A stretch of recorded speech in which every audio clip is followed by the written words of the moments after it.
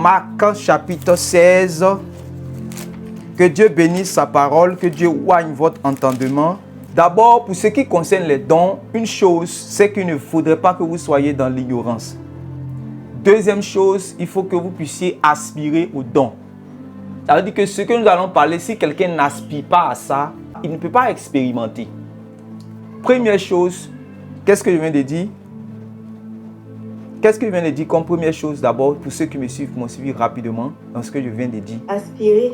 Non, ce n'est pas ce que j'ai dit comme première. Ça, c'est la deuxième chose. J'avais dit... Pas être dans l'ignorance.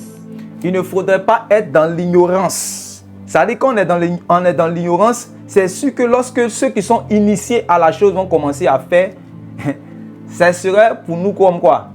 Bizarre. Ça sera bizarre. Ça sera bizarre puisque tu es comme si tu arrives pour la première fois en Chine sans savoir qu'en Chine, on ne parle pas français. Imagine-toi, tu arrives pour la première fois en Chine. Tu es un Ivoirien djoula, un Ivoirien baoulé, et tu arrives pour la première fois en Chine. Sans savoir que ceux avec qui tu vas t'adresser ne parlent pas la même langue que toi. Imagine-toi, tu es un Camerounais Bamileke. Pour la première fois, tu te rends en Russie. Et tu peux voir même des gens qui ont le même teint que toi. Mais pensant que lorsque tu vas dire bonjour en Bamileke ou en ivoirien, ils vont te répondre de la même manière. Mais au moment où tu dis bonjour en Bamileke ou en ivoirien, il te dit bonjour en russe. Donc, tu es ignorant par rapport à la langue. Donc, quand il te parle, sa langue là n'est pas jolie dans ton oreille. Sa langue là est baba par rapport à ton entendement. Je ne sais pas si tu me comprends. Sa langue n'est pas quelque chose que tu comprends. Ça veut dire que pour ce qui est des dons spirituels, il ne faudrait pas que vous soyez dans l'ignorance. Mais je veux bien mettre ça en pratique sur le don des langues précisément. Il y a ceux qui ont expérimenté la chose que je vais appeler les initiés. Et ceux qui n'ont pas expérimenté la chose, qui vont être étrangers ou bien peut-être scandalisés par rapport à la chose. Mais ça peut être normal. Pourquoi? Parce qu'ils n'ont pas encore, ils sont ignorants par rapport à la chose. Ils sont ignorants par rapport à la chose. Mais ici, quand on dit ignorant, là, c'est pas, tu es ignorant par rapport à l'évangile. Tu connais Jésus. Tu connais le ciel. C'est une bonne chose. Mais il y a un bénéfice en fait dans les choses de Dieu dont tu es ignorant. Il y a un don dont tu es ignorant en fait. Ça peut être le don des guérisons, le don des miracles, le don des plusieurs dons. Mais ici, il n'est pas question de ces dons. Ici, il est question du don des langues. Ou encore de la diversité des langues. Maintenant, après le fait qu'il ne faudrait pas être dans l'ignorance, il faut aspirer maintenant. Maintenant, si tu aspires, c'est là que tu vas expérimenter. Si tu n'aspires pas, tu ne pourras pas expérimenter. Donc, aspirer au don. Voilà, il faut aspirer au don. Il faut aimer le don. Si tu as critiqué le don, tu ne pourras pas expérimenter le don. Si tu dis non, moi je n'aime pas, j'aime le don des miracles, mais je n'aime pas le don des guérisons, il ne faut jamais t'attendre à ce que Dieu va utiliser tes mains pour guérir les malades. Si tu dis non, moi ça c'est pas mon truc, hein. Je n'aime pas la délivrance, hein. Je n'aime pas lorsqu'on délivre là. J'aime le don de sagesse et de paroles de connaissance. Mais pour ce qui est de la guérison, je n'aime pas ça. Je ne crois pas que Dieu fait encore cela dans notre temps. Alors, sache que sur cette terre-là, jusqu'à ce que Jésus revienne, tu ne pourras jamais expérimenter ce don de guérison que tu n'aimes pas tant que tu ne t'es pas repenti par rapport à ça. C'est fort. Est-ce que nous sommes prêts? Marc chapitre 16, à partir du verset 15. Puis il leur dit, allez par tout le monde et prêchez la bonne nouvelle à toute la création. Celui qui croira et qui sera baptisé sera sauvé, et celui qui ne croira pas sera condamné. Donc, celui qui croira et qui sera baptisé sera sauvé, mais celui qui ne croira pas sera condamné. Verset 17. Voici les miracles qui accompagneront ceux qui auront cru. Voici les miracles qui accompagneront ceux qui auront cru. Voilà. Donc, il est question de ceux qui croient ici. Donc, voici les miracles qui accompagneront ceux qui auront cru. Donc, vous soulignez le verbe croire, ceux qui auront cru. Donc, il est question de ceux qui croient.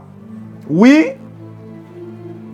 En mon nom, Oui. ils chasseront les démons. En mon nom, ils chasseront les démons. Ça veut dire que ceux qui croient en Jésus, il y a les miracles qui vont les accompagner. Et en son nom, ils vont chasser les démons. Est-ce que vous comprenez? Pourquoi? Parce qu'ils croient. Ici, Jésus n'a même pas encore parlé des dons spirituels. Jésus parle de ceux qui croient de ceux qui croient en son nom. C'est la raison pour laquelle vous allez voir dans Matthieu chapitre 7, le verset 21, les gens même qui ne vivent pas dans la sanctification comme toi, mais qui ont chassé des milliers de démons. Est-ce que vous comprenez? Ils ne vivaient pas dans la sanctification. Mais le nom de Jésus, la croyance dans le nom de Jésus leur a donné la capacité de chasser les démons. La croyance dans le nom de Jésus leur a donné le pouvoir de guérir les malades. La croyance dans le nom de Jésus leur a donné le pouvoir de faire des miracles. Pourquoi?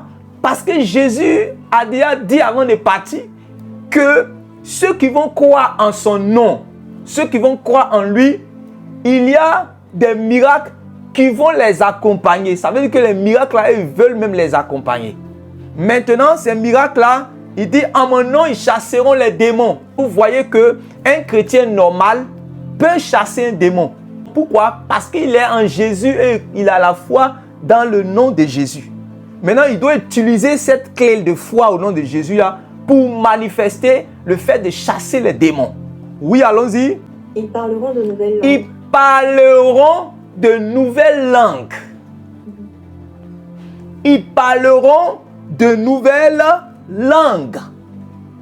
Est-ce que vous comprenez?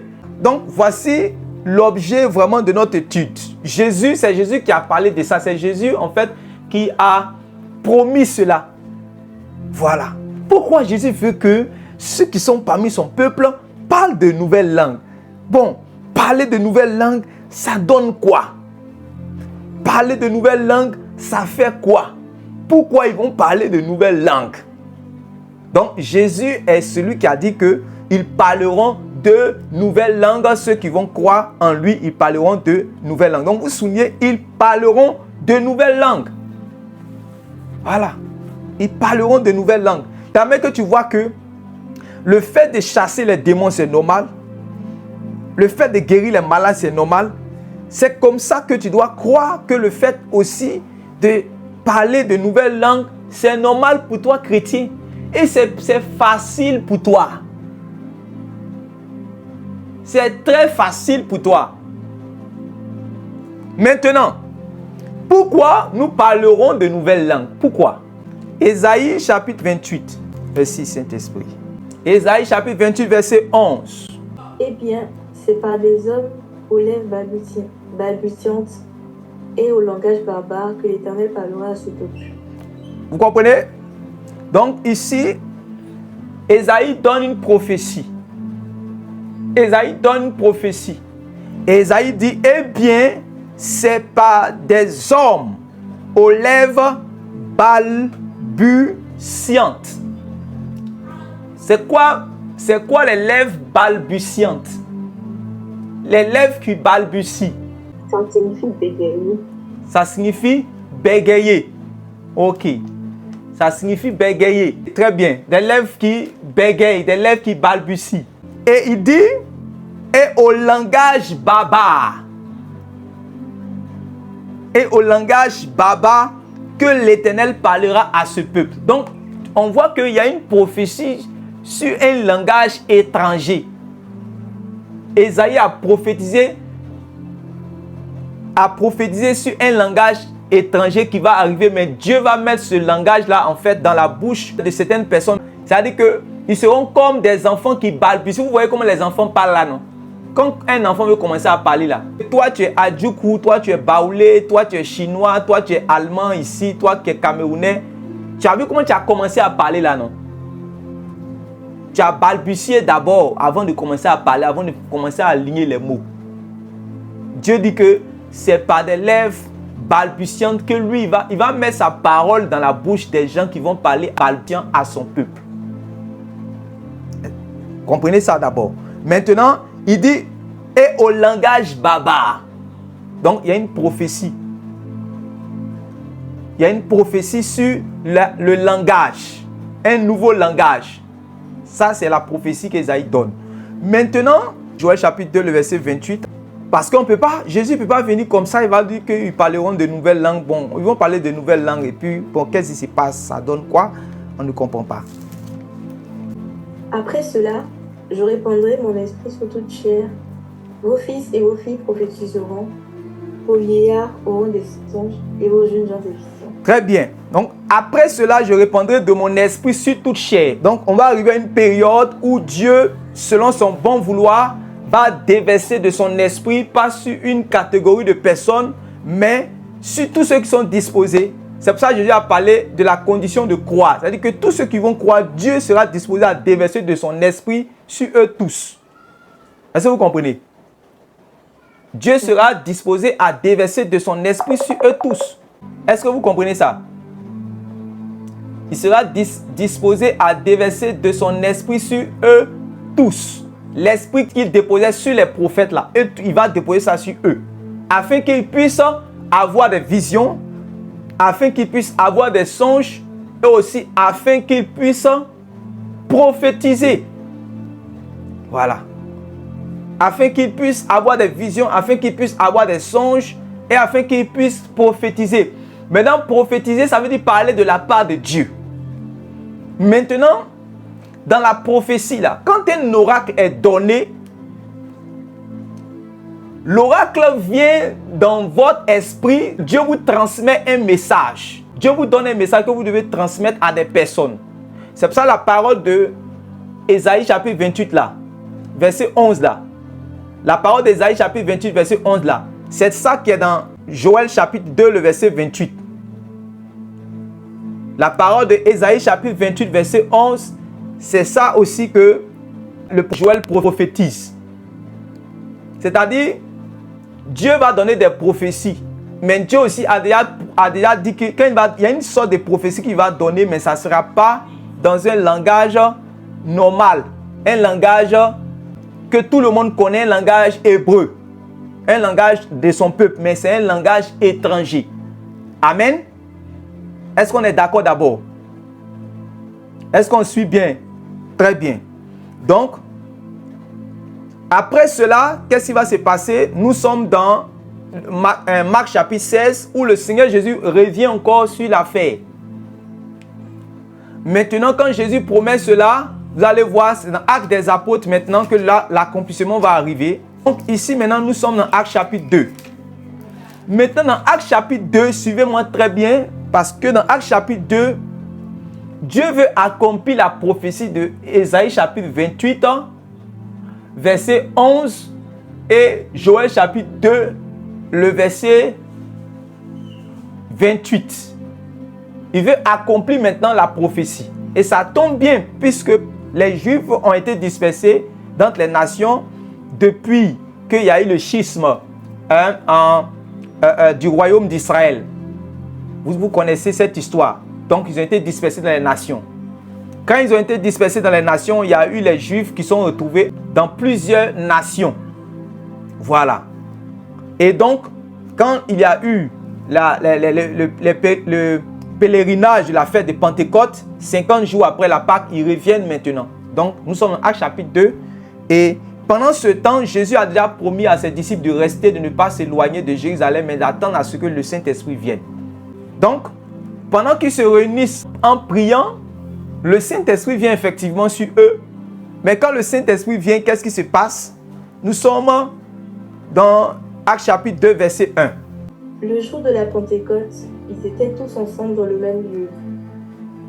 Tout à coup, Il vint du ciel un bruit comme celui d'un vent impétueux, et il remplit toute la maison où ils étaient assis. Des langues semblables à des langues de feu leur apparurent, séparées les unes des autres, et se posèrent sur chacun d'eux. Ils furent tous remplis du Saint-Esprit, et se mirent à parler en d'autres langues, selon que l'Esprit leur donnait de s'exprimer. Or, il y avait en séjour à Jérusalem des Juifs, hommes pieux de toutes les nations qui sont dans le ciel. Au bruit qui eut lieu, la multitude accourut, et elle fut confondue parce que chacun les entendait parler dans sa propre langue. Ils étaient tous dans l'étonnement et la surprise. Et ils se disaient les uns aux autres, « Voici, ces gens qui parlent ne sont-ils pas tous galiléens? Et comment les entendons-nous dans notre propre langue à chacun, dans notre langue maternelle? Parthes, Médès... » Bon, on peut s'arrêter là, je vais continuer rapidement. Que Dieu te bénisse. Il dit, et comment les entendons-nous parler dans notre propre langue à chacun, dans notre langue maternelle? Donc ici, vous voyez que ceux qui viennent, ils comprennent des langues maternelles puisqu'ils ont grandi en Chine, ils ont grandi en Grèce, ils ont grandi dans toutes les contrées, là où ils étaient, d'où ils sont venus. Voilà, Parthes, Médès, Élamites, donc ils les entendent parler dans leur langue maternelle. Ça, c'est clair. Maintenant, pourquoi ils les entendent parler dans leur langue maternelle? C'est pour cela que je vous ai fait lire les passages prophétiques, pour vous montrer que c'est ici, on est dans l'accomplissement de deux paroles prophétiques. Dieu dit qu'il veut parler à lui, son peuple, mais par des gens qui ont des lèvres qui balbutient et qui ont un langage baba. Baba veut dire étranger. Est-ce que vous comprenez? Habituellement, quand il leur parle par les prophètes. Et les prophètes par lesquels Dieu passe pour parler à son peuple, ils ne sont pas étrangers. Ce sont des prophètes du peuple. Et ils utilisent un langage du peuple. Si vous lisez le livre de Jérémie, tout ça, il dit quand je vais t'envoyer, je vais te donner même le propre langage. Ce n'est même pas par un langage étranger. Je vais te parler même par leur langage qu'ils comprennent, mais ils ne vont pas se repentir. Maintenant, Dieu dit, il va arriver un temps où il va parler par un autre langage. Et ça, il a dit dans Ésaïe chapitre 28, verset 11. Et nous voyons que la chose est en train de s'accomplir ici. Voilà.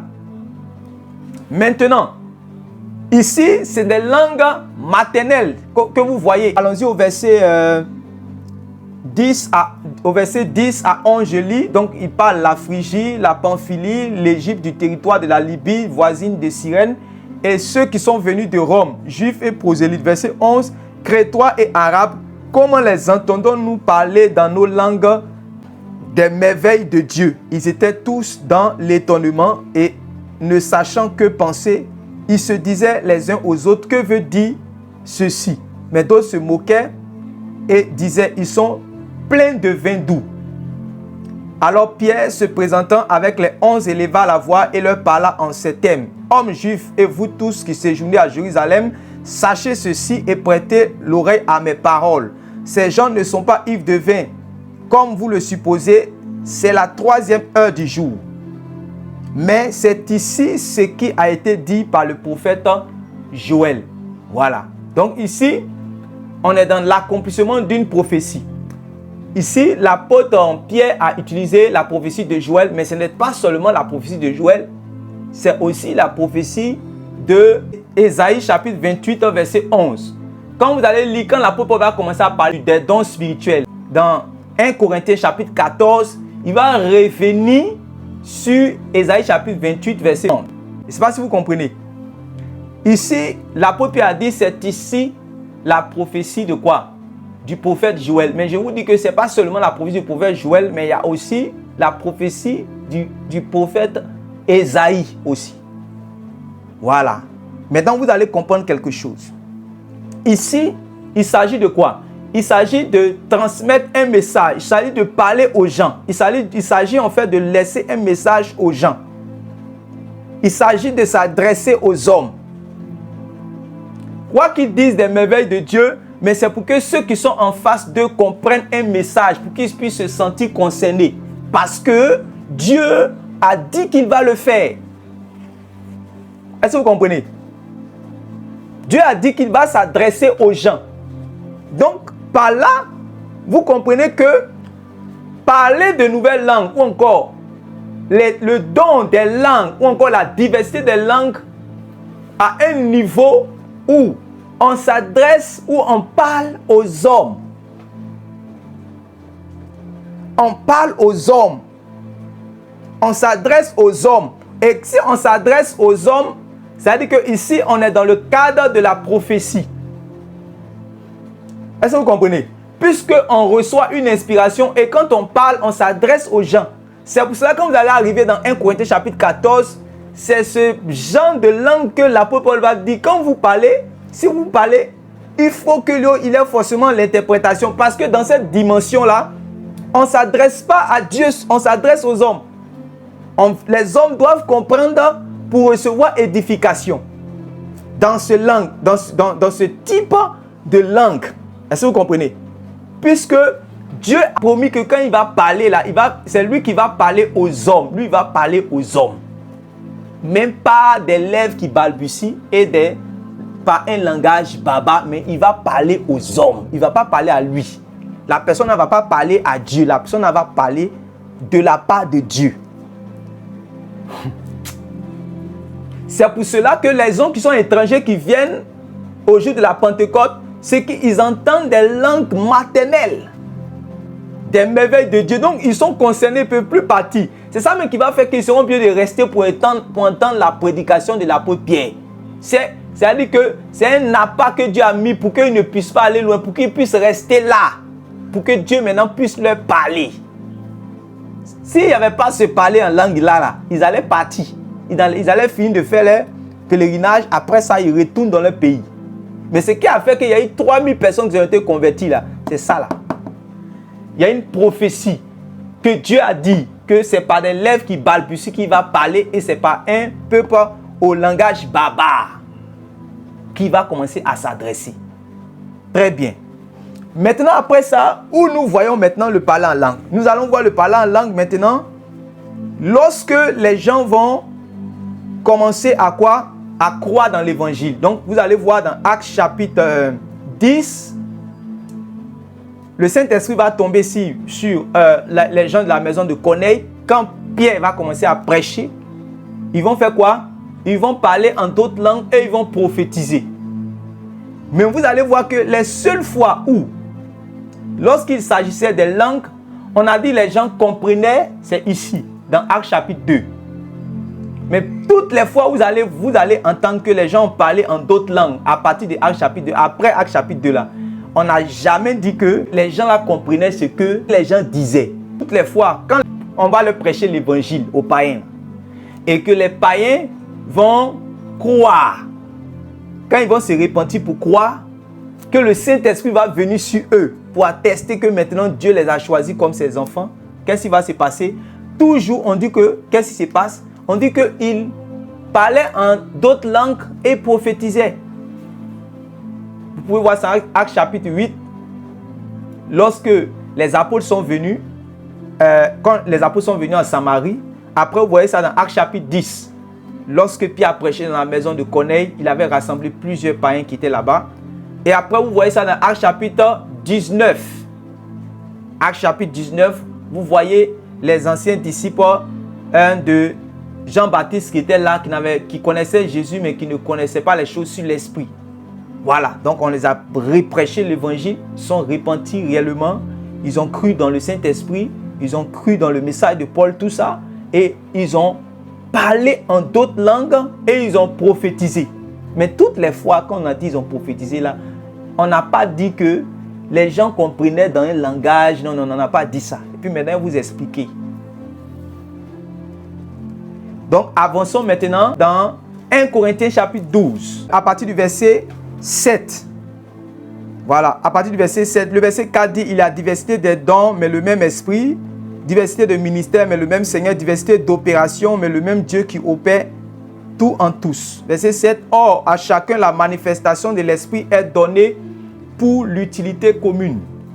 En effet, à l'un est donné l'esprit, par l'esprit, une parole de sagesse, à un autre une parole de connaissance selon le même esprit, à un autre la foi par le même esprit, à un autre le don des guérisons par le même esprit, à un autre le don d'opérer des miracles, à un autre la prophétie, à un autre le discernement des esprits, à un autre la diversité des langues, à un autre l'interprétation des langues.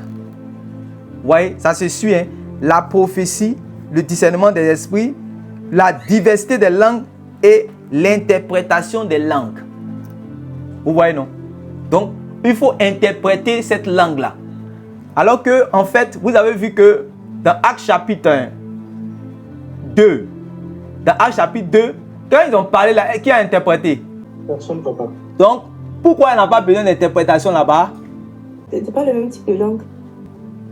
Là-bas, c'était une langue qui était comme... Oui, mais dites ce que j'ai dit. C'est parce que les gens les entendaient dans leur langue maternelle directement. Donc, ils n'ont pas. Donc, vous voyez que ici, là-bas, on est dans l'accomplissement de la prophétie qu'on a lue. C'est pas la même chose. C'est ça, dans la langue là, il y a deux niveaux. Il y a un niveau où c'était la prophétie. Dieu est en train de donner une parole directement et eux, ils prenaient ça, eux, ils disaient. Mais c'était dans les langues maternelles. C'était l'accomplissement d'une prophétie de Ésaïe chapitre 28, verset 11, et puis Joël chapitre 2, verset 28. Donc ici, on est dans l'accomplissement d'une prophétie. Ils sont en train de prophétiser, en fait. Voilà. Donc, mais c'est en d'autres langues. Est-ce que vous comprenez? Ils sont en train de prophétiser, mais c'est en d'autres langues. Maintenant, on arrive quelque part, dans Actes chapitre 12, on nous dit que il y a des langues qui auront besoin d'être interprétées par des gens qui ont un don d'interprétation des langues. 1 Corinthiens chapitre 14, verset 1. Recherchez la charité. Oui, recherchez la charité, oui. Aspirez aussi aux dons spirituels, mais surtout celui de prophétie. Donc ici, je vous dis en même temps le contexte. L'apôtre Paul est en train de recadrer l'église de Corinthe. Parce que l'église de Corinthe, c'est des gens qui sont en train d'expérimenter nouvellement les choses de l'esprit. C'est une église qui a eu vraiment il y a eu beaucoup de dons spirituels. Les gens ont beaucoup expérimenté les dons spirituels là-bas. Mais ils n'ont pas été bien encadrés pour savoir comment est-ce qu'on doit les manifester. Donc, c'est ça qui a créé le désordre. Ils avaient la chose, mais ils ne savaient pas comment faire la chose. C'est ça le problème. Ils avaient la chose, mais ils ne savaient pas comment faire la chose. Ils avaient le don, mais ils ne savaient pas comment mieux manifester ce don pour que ça soit utile, pour qu'il soit utile. Donc, l'apôtre Paul maintenant est en train de recadrer les choses. Maintenant, en recadrant, puisque là-bas, Jésus a déjà dit que son peuple, ils vont parler de nouvelles langues. Et les Corinthiens ont vu que quand ils ont cru, ils ont expérimenté quelque chose de bizarre, mais quelque chose d'intéressant, qu'on appelle les langues nouvelles. Donc, quand ils se réunissent, chacun commence réellement à parler. Est-ce que parce que c'est intéressant, ça édifie ton esprit. C'est un don qui édifie ton esprit. Amen. Donc, ils sont contents d'édifier leur esprit. Donc, quand ils sont dans l'assemblée, ils sont en train de s'édifier, mais ils sont en train de s'édifier eux-mêmes. Chacun, l'autre parle, l'autre parle, l'autre parle, l'autre parle. Est-ce que vous comprenez? Tout le monde parle, chacun parle parce que ça leur fait du bien à chacun d'eux. Voilà. Mais en même temps, puisqu'ils sont réunis dans le but vraiment de... Vous savez que les réunions d'assemblée ne sont pas seulement des réunions de prière. Les réunions d'assemblée sont des réunions d'édification, sont des réunions d'enseignement, sont des réunions où on se réunit pour pouvoir aussi chanter, où on se réunit pour écouter des témoignages. On ne va pas se réunir seulement pour que on vienne prier ou encore pour venir dire des mystères que chacun de nous ne comprend pas. Ça dépend de l'esprit de la réunion. Est-ce que vous comprenez? Ça dépend de l'esprit de la réunion. Donc, dans 1 Corinthiens chapitre 14, maintenant, l'apôtre Paul va maintenant poser un fondement. Il va montrer que le don de la prophétie a une supériorité, c'est-à-dire qu'il a plus d'avantages que le don des langues. C'est là qu'il va expliquer maintenant pourquoi le don de prophétie a plus d'avantages que le don des langues. Mais il n'est pas en train de dire que le don des langues, ce n'est pas bon. Au contraire, le don des langues est trop intéressant. Le don des langues est trop important. Le don des langues est trop utile et le don des langues, c'est ta part, mon frère. Est-ce que tu comprends? Mais ici, il est dans un esprit. Il est en train de montrer que faut rechercher plus que ce que tu as. vous parlez en d'autres langues, mais il faut rechercher plus que ce que tu as. Il faut rechercher encore en plus des langues là. Soit tu recherches l'interprétation des langues pour que ça devienne une prophétie, ou tu recherches directement la prophétie. Parce qu'avec la prophétie, tu seras encore plus utile à l'église qu'avec les langues. Voilà l'esprit dans lequel il écrit 1 Corinthiens chapitre 14. Pour ne pas que tout le monde se réunisse pour venir parler en d'autres langues, parce que vraiment, c'était quelque chose de surnaturel en fait. Voilà, c'était quelque chose d'intéressant, de magnifique. Donc, chacun en même temps. Et souvent, vous voyez dans certaines assemblées, vous avez comme l'impression que les gens se réunissent juste pour venir se défier, pour venir se concurrencer dans les affaires de langue. D'abord, l'apôtre Paul est en train de dire que la prophétie est mieux en fait. C'est dans cet esprit qu'il va continuer. C'est pour ça qu'il dit, aspirez aux dons spirituels, mais surtout, ouais non, mais surtout à celui de la prophétie. C'est-à-dire que vous tous qui êtes ici, si l'apôtre Paul a parlé au nom de Jésus, vous devez aspirer aux dons les meilleurs et surtout aux dons de la prophétie. Ça veut dire que Dieu veut que vous puissiez prophétiser. Vous tous qui êtes ici. Qui aime la prophétie? Faut dire la vérité. Est-ce que tu aimes la prophétie? Voilà. Qui aime la prophétie? Voilà. Amen, amen, j'aime. Très bien. Aimer la prophétie. Voilà. Ça veut dire que la prophétie, c'est parler de la part de Dieu. Ça veut dire que Dieu va passer par toi pour parler à quelqu'un. Voilà. Maintenant, au verset 2, maintenant, vous voyez qu'il rentre maintenant dans les langues. Il rentre dans le contexte maintenant. Il dit, en effet, celui qui parle en langue ne parle pas aux hommes. Donc, vous soulignez ça d'abord. Celui qui parle en langue ne parle pas aux hommes. Donc, vous voyez qu'on n'est pas maintenant dans le contexte de Actes chapitre 2. Parce que dans Actes chapitre 2, quand il parlait, les hommes, ils s'adressaient aux hommes. Quoique disant les merveilles de Dieu, mais ils s'adressaient aux hommes parce que les hommes les comprenaient. Mais ici, on vous dit qu'en effet, celui qui parle en langue ne parle pas aux hommes. Maintenant, Paul va dire pourquoi il ne parle pas aux hommes. Il dit, en effet, celui qui parle en langue ne parle pas aux hommes, mais à Dieu. Voilà. Il ne parle pas aux hommes, mais il parle à Dieu. Or, nous savons que quand on parle à Dieu, on entend de faire quoi? Tu pries. Très bien. Donc, ici, ça veut dire que l'apôtre Paul est en train de parler dans la dimension des langues, des diversités des langues, mais niveau prière. C'est là maintenant qu'on parle de la prière en langue. La prière en langue. Ici, on est rentré dans un autre contexte. La prière en langue. Puis on dit, celui qui parle en langue ne parle pas aux hommes. C'est-à-dire que ce n'est pas une conversation entre les hommes, mais c'est une conversation entre l'homme et Dieu. Or, conversation entre l'homme et Dieu égale à prière.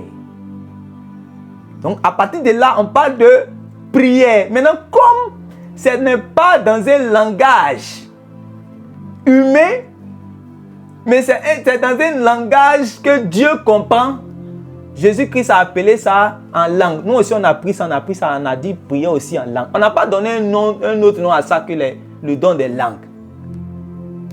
Le nom qu'on a donné, Jésus a dit qu'ils parleront de nouvelles langues. Maintenant, dans le parler, là, il y a des fois on s'adresse à l'homme, il y a des fois on s'adresse à Dieu. Niveau où on s'adresse à Dieu, on appelle ça la prière en langue. Qui voit?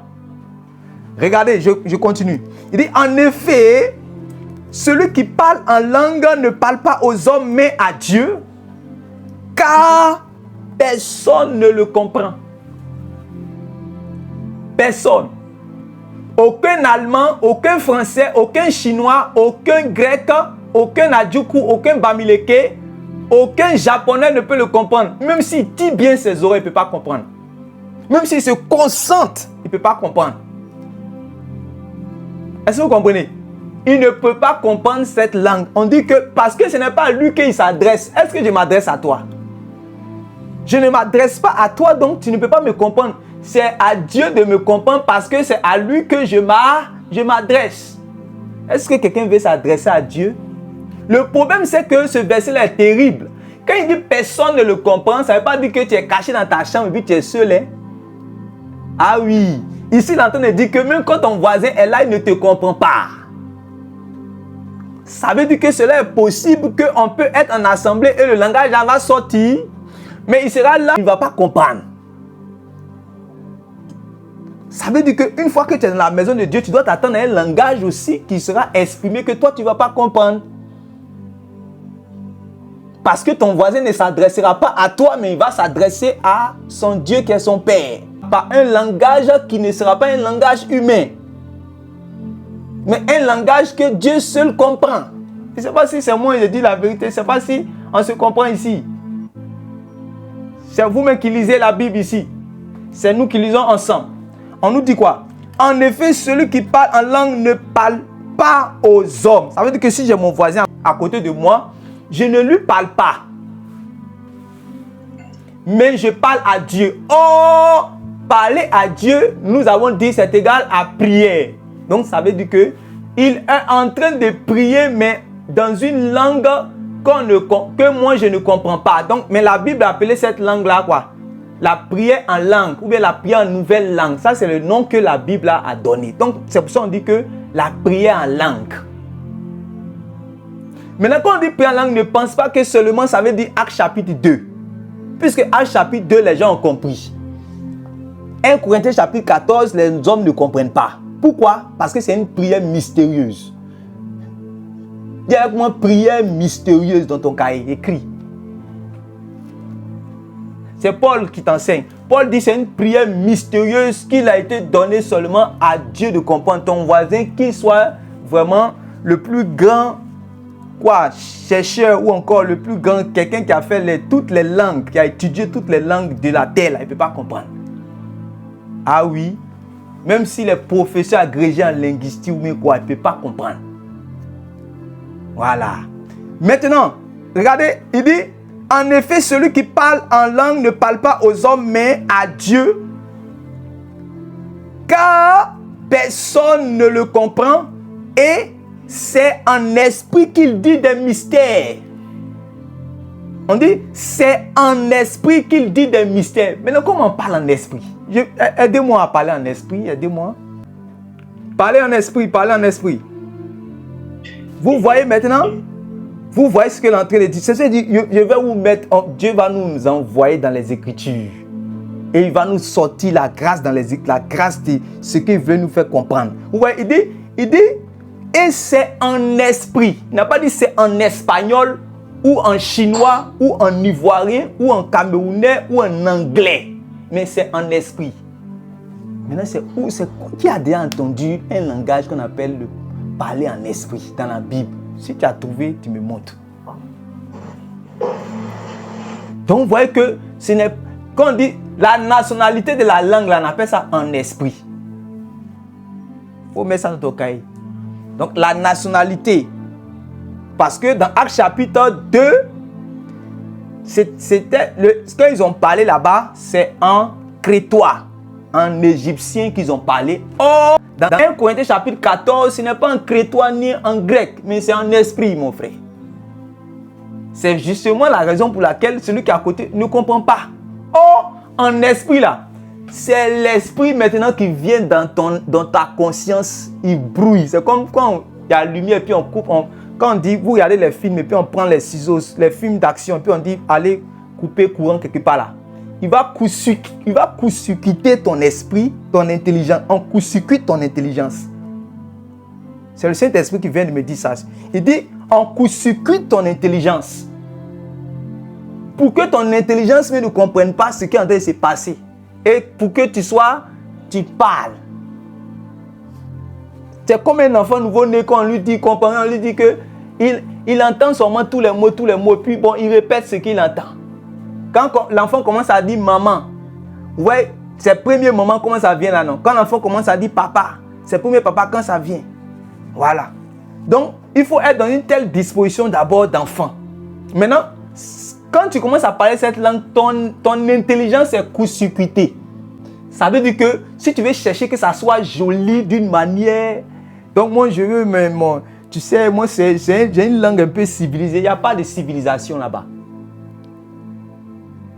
La langue est déjà civilisée. Amen. Toi seulement tu ouvres, toi Dieu veut utiliser ta bouche pour parler lui en esprit. Puisque lui ne parle pas en japonais, lui c'est en esprit que lui parle. Maintenant, le son qui va sortir là, ça n'est qu'à être bizarre aux gens, ça n'est qu'à être bizarre pour les gens. Est-ce que toi, c'est un problème? Toi, tu parles à Dieu. Maintenant, l'homme, quand son raisonnement rentre dedans, il dit c'est trop, c'est pas joli à voir. Hein. Non, donc ça ne veut pas sortir. Or, pour que ce don sorte, il faut la foi. Il faut la foi, il faut la foi. Il faut la foi. Si quelqu'un n'a pas la foi, c'est comme la prophétie. Dieu il met dans mon cœur une parole claire. Il me dit, maintenant, si je n'ai pas la foi, je vais garder la prophétie, je vais souffrir, ça va rester dans mon ventre. Et ça ne sera pas maintenant utile pour l'autre, alors que l'autre avait besoin de ce message-là pour être sauvé. Je ne lui ai pas donné réellement ce message. Donc, tous les dons, y compris le don des langues, a besoin réellement de foi pour que ça soit déclenché. Maintenant, comme toi, quand c'est venu de ton esprit, quand tu as entendu la langue là, tu dis, si je parle, est-ce que mon voisin, est-ce que le frère là, ils ne vont pas dire, je suis devenu bizarre? En temps, Dieu a dit que on appelle ça langage mystère. Dis avec moi, langage mystère encore. On dit que c'est en esprit qu'il dit des mystères. Ouais. Maintenant, quand on dit c'est en esprit qu'il dit des mystères là, dites-moi un mystère. On dit c'est en esprit qu'il dit des mystères. Ça veut dire, comme j'ai dit, c'est un langage qui est brouillé. C'est un langage qui est bizarre. C'est un langage qui est codé. C'est un langage que seul Dieu comprend. Le Seigneur a dit, le Seigneur avait introduit ça de plusieurs manières depuis dans les Écritures. Quand vous lisez dans Actes, dans Jean chapitre 4, il dit que Dieu cherche ceux qui vont l'adorer en esprit et en vérité. Il dit, ce sont là les adorateurs que le Père recherche. Pourquoi? Parce que Dieu est esprit. Quand vous rentrez dans la nouvelle famille de Dieu, avant que vous rentrez dans la famille de Dieu, vous êtes nés des gens qui sont faits de chair et de sang. Mais quand vous avez été engendrés par la parole, on dit, elle les a donné le pouvoir de devenir enfants de Dieu, lesquels sont nés ni de la chair, ni du sang, ni de la volonté humaine, mais de Dieu. Oh, Dieu est esprit. Quand tu es né d'un père ivoirien, tu as commencé à parler ivoirien. Quand tu es né d'une mère chinoise, tu as commencé à parler chinois. Quand tu es né d'un père anglais, tu as commencé à parler anglais. Maintenant, on te dit que tu n'es né spirituellement ni de l'homme, ni de la volonté humaine, ni du sang, mais tu es né de Dieu qui est esprit. Maintenant, Dieu dit, comme tu es né chez moi là, je vais te donner un nouveau langage. Maintenant, moi, mon langage, on appelle ça mystère, esprit. C'est pour cela que, oubliez, vous qui pensez que vous allez entendre un parler, quand on dit la diversité des langues, vous allez entendre un parler, un langage civilisé ou encore un langage humain, oubliez. Il faut écrire dans ton cahier, oublie. Comme vous lisez dans Genèse chapitre 11, dans Genèse chapitre 11, vous voyez que les gens avaient un seul langage, selon la Bible. Ils avaient un seul langage. Jusqu'à, c'est dans Genèse chapitre 11 que Dieu les a confus et ils ont commencé à parler. Ça veut dire que les gens pensaient qu'ils allaient parler toujours le même langage que Dieu leur avait permis de parler. Donc quand il est devant son voisin, au moment où il veut parler ce langage-là, espagnol sort. En temps, lui qui est espagnol, lui qui est en face de lui ne comprend pas espagnol, lui c'est un grec. Donc il ne se comprend pas. Lui dit Buenos dias. Lui dit autre chose. Tu vois? Donc, il voit qu'ils ne se comprennent pas. À partir de là, il y a eu cette division, ils sont séparés. Chacun a commencé à parler. Donc, à partir de là, eux-mêmes, ils sont devenus barbares les uns les autres. Donc, leur langue là, ce n'était pas des langues civilisées, c'était des langues barbares. Les langues qu'on dit aujourd'hui, anglais, français, qu'on voit qu'aujourd'hui, ce sont des langues civilisées, tout ça. Mais c'était... Dieu les a confondus dès le départ. Je suis en train de donner cet exemple. Pourquoi? Pour ne pas que tu penses que quand tu vas entendre réellement un langage bizarre, tu sois scandalisé parce que comment le Saint-Esprit peut s'exprimer de cette manière-là? Comment toi-même, avec ton esprit intelligent, là, le langage que tu as parlé là, c'est un langage, le langage que tu parles actuellement, l'anglais ou bien le français, c'est un langage de confusion, mon ami. Aux yeux de Dieu, mais c'est un langage de confusion. Est-ce que tu comprends ça même d'abord? Est-ce que tu sais que français, anglais, grec, C'est un langage de confusion aux yeux de Dieu. Très bien. Donc maintenant, Dieu dit, vous savez que ce que les gens prennent pour sagesse, c'est folie aux yeux de Dieu. Et ce que Dieu dit que c'est folie, là, c'est ça qui est sa sagesse. Maintenant, quand il met un langage dans ton esprit, il dit, exprime-toi. Il dit, non, c'est la folie. Ça va, si ça sort, ils vont se moquer de moi. Mais il faut que tu sois un fou pour que tu sois sage à ses yeux. Ça veut dire qu'il faut que tu sois seulement fou. Il faut que tu sois ça veut dire que tu sois dans la posture d'un enfant. Vous savez, cette disposition-là, ce sont les enfants qui ne refusent pas. Dès que ça vient d'être, ils répètent. Dès que ça vient d'être, ils répètent. Dès que ça vient d'être, ils répètent. Vous savez, il y a eu des gens qui sont venus à une certaine époque c'est dernièrement même de notre époque qui sont venus dans l'esprit de revenir à la doctrine des apôtres. Et comme j'ai l'habitude de dire, en voulant revenir à la doctrine des apôtres, la ligne des apôtres là même là, souvent je dis ça pour rire, je dis ils ont dépassé la ligne. Au moins s'ils devaient en revenant s'arrêter sur la route là, mais ils ont dépassé la ligne des apôtres pour aller derrière. Donc le Saint-Esprit nous a envoyé par la grâce de Dieu pour que ceux qui ont dépassé la puissent revenir au moins sur la ligne. Ça va nous faire tous du bien. Et donc, ils ont commencé réellement à tirer sur tout et à tout combattre. Alors que dans la Bible, il y a des choses, la plupart des choses que Dieu nous a données sont des choses expérimentales. Ce ne sont pas des choses théoriques. Ce sont des choses que vous devez expérimenter. Et quand vous allez expérimenter, c'est là que vous allez comprendre la chose. Les disciples ne savaient pas qu'il y avait des types de démons qui se chassaient par le jeûne et la prière. Chez eux, ils pensaient que le nom de Jésus suffisait. Or, il fallait être sur le terrain, en chassant le démon, tu vas comprendre qu'il y a un type de démon là. Bien que tu confesses le nom de Jésus, eux, avec le nom de Jésus, ils ne sortent pas. En plus du nom de Jésus, il faut avoir le jeûne et la prière dans ta vie. Sinon, ils ne sortent pas. Ça, où tu vas apprendre. Tant qu'ils n'étaient pas sur le cas, ils ne pouvaient pas comprendre ça. C'est comme ça aussi dans les choses de Dieu. Il faut que tu sois initié, mon ami. Dis avec moi, je veux que tu m'inities, mon Père qui est dans les cieux. Il faut que Dieu, ton qui est dans les cieux, t'initie. Voilà, c'est très important. C'est très important. Maintenant, on continue tout dans 1 Corinthiens chapitre 14. Le Saint-Esprit va faire sortir encore quelque chose. Il dit, c'est un esprit qui dit des mystères. Maintenant, au verset 3, là, il parle de la prophétie. Ça ne nous intéresse pas, puisque ici, quand on va toucher par exemple la prophétie, là on va parler de ces choses. Puis il dit, celui qui prophétise au contraire parle aux hommes, édifie, les exhorte, les console. Ok. Mais il revient encore sur les langues. Verset 4. Celui qui parle en langue s'édifie lui-même. Donc, celui qui parle, donc ça c'est un bénéfice de ces langues-là. Quoi que ce soit des langues que les hommes ne comprennent point, mais c'est une langue qui édifie mon esprit, qui m'édifie. Est-ce que tu veux t'édifier? Donc, si tu cherches à t'édifier toi-même, parce que tu sais qu'avant d'édifier l'autre, il faut toi-même être édifié, hein, mon ami. Voilà, avant d'édifier l'autre, il faut toi-même être édifié. Maintenant, Dieu donne le moyen de s'auto-édifier, de s'édifier soi-même. Il dit que ça, c'est avec les langues qu'on peut le faire. Maintenant, si tu dis, moi je n'aime pas les langues, hein, ta capacité à t'édifier toi-même, là, au lieu que ça soit 100%, ça sera 5%. Si tu es trop arrivé, ça sera 50%. Le bénéfice de la langue qui permet de s'édifier soi-même, là, tu ne vas pas bénéficier de ça. Est-ce que tu me comprends? Il faut aspirer. Je suis en train de te parler. Moi, le Seigneur m'a donné ce don-là.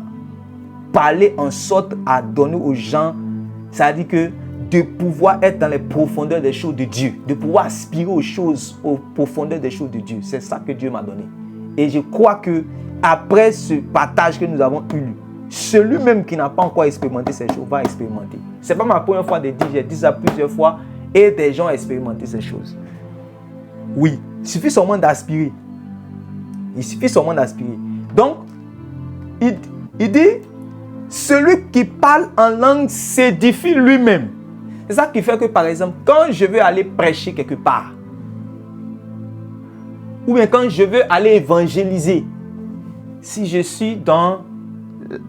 j'ai pris, par exemple, 1 heure de prière, il y a une prière qui me permet d'édifier mon esprit. pour que je puisse avoir plus d'inspiration. De sorte à ce que quand je suis arrivé même devant les gens, quand j'arrive même devant les gens, 1, je ne tremble pas. 2, les versets coulent à flot. Ça coule, ça vient seulement. Pourquoi? Parce que mon esprit est déjà édifié, mon esprit est éclairé, mon esprit est inspiré.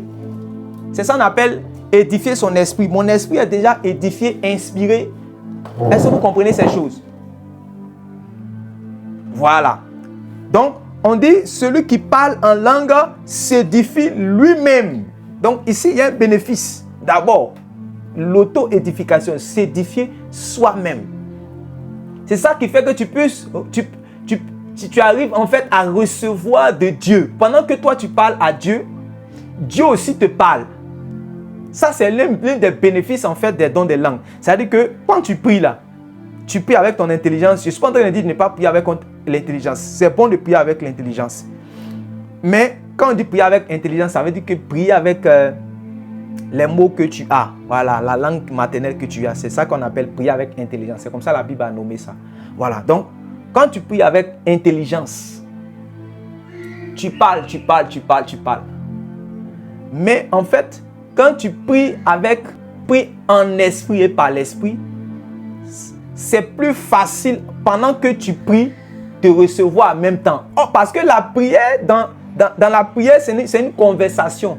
La prière, ce n'est pas seulement d'aller vers Dieu, de lui dire tout ce que tu as envie de lui dire. Mais dans la prière, ça c'est une communication. De sorte à ce que moi je parle et Dieu aussi me parle. Maintenant, la langue, les dons des langues, c'est la capacité de faciliter en fait.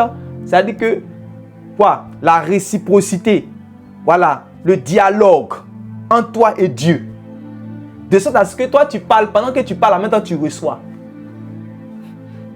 Parce que même de manière naturelle, vous allez voir que ce qui est facile, c'est quoi? De manière naturelle, si tu es en train de parler toi-même avec ton intelligence, pendant que tu es en train de parler, tant que tu ne t'es pas tu ne peux pas entendre. Oh Saint-Esprit. Tu dois te taire d'abord. Quand tu parles notre langage là, tu es en train de parler. Puisque nous on est dans l'esprit. Nous on n'est pas dans les choses des hommes. On est dans l'esprit. Quand on parle, pendant que nous on parle, en même temps on s'écoute en même temps. On se dialogue. On dialogue en même temps. Mettez-moi là. On dialogue. Je parle, mais en même temps je reçois de lui. Celui qui parle en langue s'édifie lui-même. Si tu recharges toi-même, tu t'édifies toi-même. Donc c'est une bonne chose que de s'édifier soi-même. Ça qui fait que quand tu arrives en assemblée, tu es toujours chargé. Voilà. Maintenant, on continue. Il dit, je désire que vous parliez tous en langue. Ouais, non? Donc celui qui écrit ça là, il n'écrit pas pour que non. Il dit, je désire que vous parliez tous en langue. C'est-à-dire que s'il fallait que vous tous vous parliez en langue, hein, c'est mieux que vous tous même vous parliez en langue. C'est ça que lui veut. Parce que c'est votre part. Donc toi qui es ici, tu ne dois pas dire non. Mais la Bible a dit, tous parlent-ils en langue? Tous parlent-ils en langue? Donc de toutes les façons, tous ne parlent pas en langue. Hein? Donc ce qui est ici, fini, homme de Dieu, fini. Moi, j'attends le jour que tu vas parler sur la guérison. Paul dit, je désire que vous tous vous parliez en langue. C'est comme au temps de Moïse. Quand Dieu lui a dit, je vais prendre de l'esprit qui est sur toi et je vais déverser sur tous les 70 là. Les 70 anciens que tu as réunis. Il y avait Eldad et Medad qui sont restés dans le camp. Il y a un jeune qui est venu dire, oh Moïse, le vieux, qu'il y a Eldad et Medad, ils ne sont pas venus, tout ça.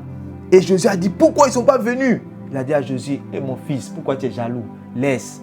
Que moi-même là, si l'esprit là pouvait venir pour que tout le peuple d'Israël commence à prophétiser et que tout le peuple devienne un peuple même de prophètes, la gloire à Dieu. Est-ce que vous comprenez? Mais Moïse ne savait pas que pendant qu'il était en train de dire ça, Dieu a calé ça quelque part pour un temps futur. Et ce temps-là, c'est notre temps. Où il dit, je vais déverser de mon esprit sur toute chair. Où je vais vouloir que tous ceux qui sont disposés puissent parler ces langues, puissent expérimenter les choses des prophètes. Vous savez que le Saint-Esprit, c'est l'esprit qui était sur les prophètes. C'est l'esprit prophétique. Et c'est par l'esprit prophétique qu'on parle en d'autres langues. Je vais vous envoyer quelque part. regardez. Regardez bien, observez bien, même dans vos films que vous regardez. Parce que pour ceux qui ne sont pas encore allés consulter les communions, tout ça, regardez dans vos films que vous regardez. Quand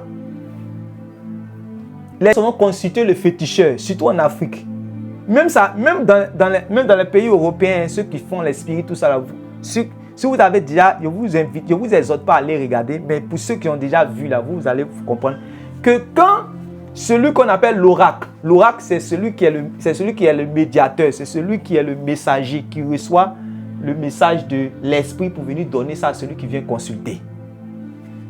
Quand il dit, tu dis, voilà ce que tu veux, voilà ce que tu veux. Maintenant, il rentre dans sa case, bien, il rentre dans son lieu secret. Maintenant, il va communiquer. Quand il ressort, vous allez voir qu'il ressort en transe. Sur les communions ici, ça existe. Il ressort en transe et il commence à dire des choses bizarres. Ça existe chez les blancs comme chez les noirs. Il commence à dire des choses bizarres avant qu'il va venir te donner le message. Regardez même dans les films de Hollywood. Quand il rentre dans sa cage, le féticheur rentre. Quand il ressort en transe, il commence à dire des choses qu'il ne comprend pas. Il commence à dire des choses qu'il ne comprend pas. Mais ce qu'il est en train de dire là, c'est des mystères vis-à-vis de l'esprit avec qui il parle.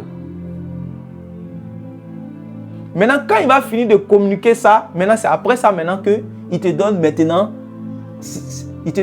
toi maintenant le langage de ce que l'esprit a dit. Vous voyez que l'esprit là, vous avez vu comment il s'exprime, non? C'est en français il s'est exprimé. Regardez dans tous les films que vous voyez, même les films de magie, allez-y regarder, vous allez voir. C'est pour dire que les choses là sont devant vous, mais je ne sais pas pourquoi vous faites. Je vais vous dire ça pour que vous puissiez comprendre. Après ça, je vais vous expliquer maintenant une expérience que j'ai vécue. Je vous ai déjà plusieurs fois expliqué ça. Pour vous dire que les esprits ont un langage. Quand les esprits se parlent, mais quand ils parlent là, il n'y a pas une langue sur la terre qui ressemble à leur esprit. Ce n'est pas le langage des hommes. Le langage des esprits, ce n'est pas le langage des hommes. Maintenant, ce que vous voyez dans vos films là, quand les gens vont consulter là, et puis ils commencent à sortir en transe, et puis ils commencent à dire des mots bizarres. Les mots bizarres là, c'est dans le langage spirituel. Voilà. Parce que c'est des langages qui n'est pas donné aux hommes de comprendre. Mais ça, après avoir fini de dire ces choses bizarres, c'est là qu'il dit maintenant, il transmet maintenant le message là à celui qui est venu consulter là. Maintenant, ce que vous voyez là, c'est ce que les prophètes font. Seulement, la différence c'est que pour eux, la nature, c'est-à-dire que l'origine est satanique. L'origine est démoniaque. L'origine est souillée. Alors que chez nous, l'origine c'est Dieu. L'origine est sainte. L'origine est pure. Maintenant, je vais vous montrer où ça se trouve, ce que je viens de dire là. Où ça se trouve. 1 Samuel chapitre 10. Lisez à partir du verset 5. Suivez très bien, 1 Samuel chapitre 10, à partir du verset 5. Après cela, tu arriveras à Gibéa Elohim, où se trouve une garnison de Philistins. En entrant dans la ville, tu rencontreras une troupe de prophètes descendant du haut lieu, précédés du luth, du tambourin, de la flûte et de la harpe, et prophétisant eux-mêmes. L'Esprit de l'Éternel te saisira. Tu prophétiseras avec eux, et tu seras changé en un autre homme. Lis encore une deuxième fois. Oui. À partir du verset 5. Oui. Après cela, tu arriveras à Gibéa Elohim, où se trouve une garnison de Philistins. En entrant dans la ville, tu rencontreras une troupe de prophètes descendant du haut lieu, précédés de luth, du tambourin, de la flûte et de la harpe, et prophétisant eux-mêmes. Stop. Et prophétisant eux-mêmes. Et prophétisant eux-mêmes. Lis ce passage-là dans deux autres versions. Vous allez voir quelque chose. Parce que vous ne comprenez pas. Quand on dit ils prophétisent eux-mêmes là, c'est une manière de dire, c'est une manière de parler. En fait, quand on lit plus dans la profondeur, on comprend ce qu'ils sont en train de dire. On comprend ce que celui qui parle là, en train de dire en fait. Mais, c'est-à-dire que ce que Samuel est en train de dire là, je vais vous emmener maintenant à comprendre ce qu'il est en train de dire, que la garnison de prophètes, les prophètes étaient là et ils prophétisaient eux-mêmes. C'est quoi il appelle ils prophétisaient eux-mêmes? Parce que vous lisez prophétiser, mais vous ne savez pas bien ce que ça veut dire. Lis dans 2 autres versions. Lis avec semeur. Oui. Donc après cela, je lis le verset 5 ou le verset 6 seulement. Lis le verset 6 seulement, allons-y. Après cela, tu arriveras à Gibea Elohim, où se trouve une garnison de Philistins. Puis en entrant dans la ville, tu rencontreras une confrérie de disciples, des prophètes, descendants du haut lieu. Ils seront précédés de joueurs de luth, de tambourins, de flûtes et de lyres. Ils seront dans un état d'exaltation. Ils seront dans un état d'exaltation. Soulignez ça. Ils seront dans un état d'exaltation. C'est quoi être dans un état d'exaltation? Être dans un état d'exaltation et puis prophétiser, il y a quel lien? Être en transe. Être en transe. Or, quand tu es en transe là, vous avez vu quand les gens sont en transe, vous voyez que qu'est-ce qui se passe quand quelqu'un est en transe? Délire. Il délie, oui. Oui, il y a quelqu'un encore qui peut dire autre chose. Ils font comme des fous. Très bien, oui. Quelqu'un d'autre encore? Ils gigotent. Oui, ils sont excités, ils disent, ouais, que ils isotent, ils font des choses en fait bizarres. C'est bizarre. Est-ce que vous comprenez? C'est ça que Samuel dit, ils sont en train de prophétiser. Parce que normalement, quand on dit prophétiser là, c'est parler de la part de Dieu. Maintenant, les prophètes sont entre eux-mêmes, ils sont des parler à qui? Parce que c'est donner un message de Dieu au peuple de Dieu. Eux, ils sont entre eux-mêmes, on dit qu'ils sont en train de prophétiser. Je vais vous emmener dans la profondeur de ce que Samuel est en train de dire en fait. Voilà. Ils sont en fait ce qu'on appelle des mystères là. C'est ça qui est en train de se passer. Ils sont en transe, ils sont dans un état d'exaltation et des choses en fait, ils sont en train de... Voilà. Lisez ça encore dans une autre version. Peut-être lisez ça dans une autre version encore. Je sais qu'il y a quelque chose. En fait, ce que Samuel est en train de dire, que... lis la suite. Lis la suite avec ce mot que tu as pris là. Lis. Avec semeur. Oui. Alors l'Esprit de l'Éternel tombera sur toi. Tu deviendras tout exalté comme eux et tu seras changé en un autre homme. Vous voyez, non? Alors, l'Esprit te saisira. Ici, dans la version de Louis II, on dit tu prophétises. Mais vous-même, demandez-vous, posez-vous la question, mais il prophétise, il va prophétiser qui? Il va prophétiser sur qui? Il va dire quoi?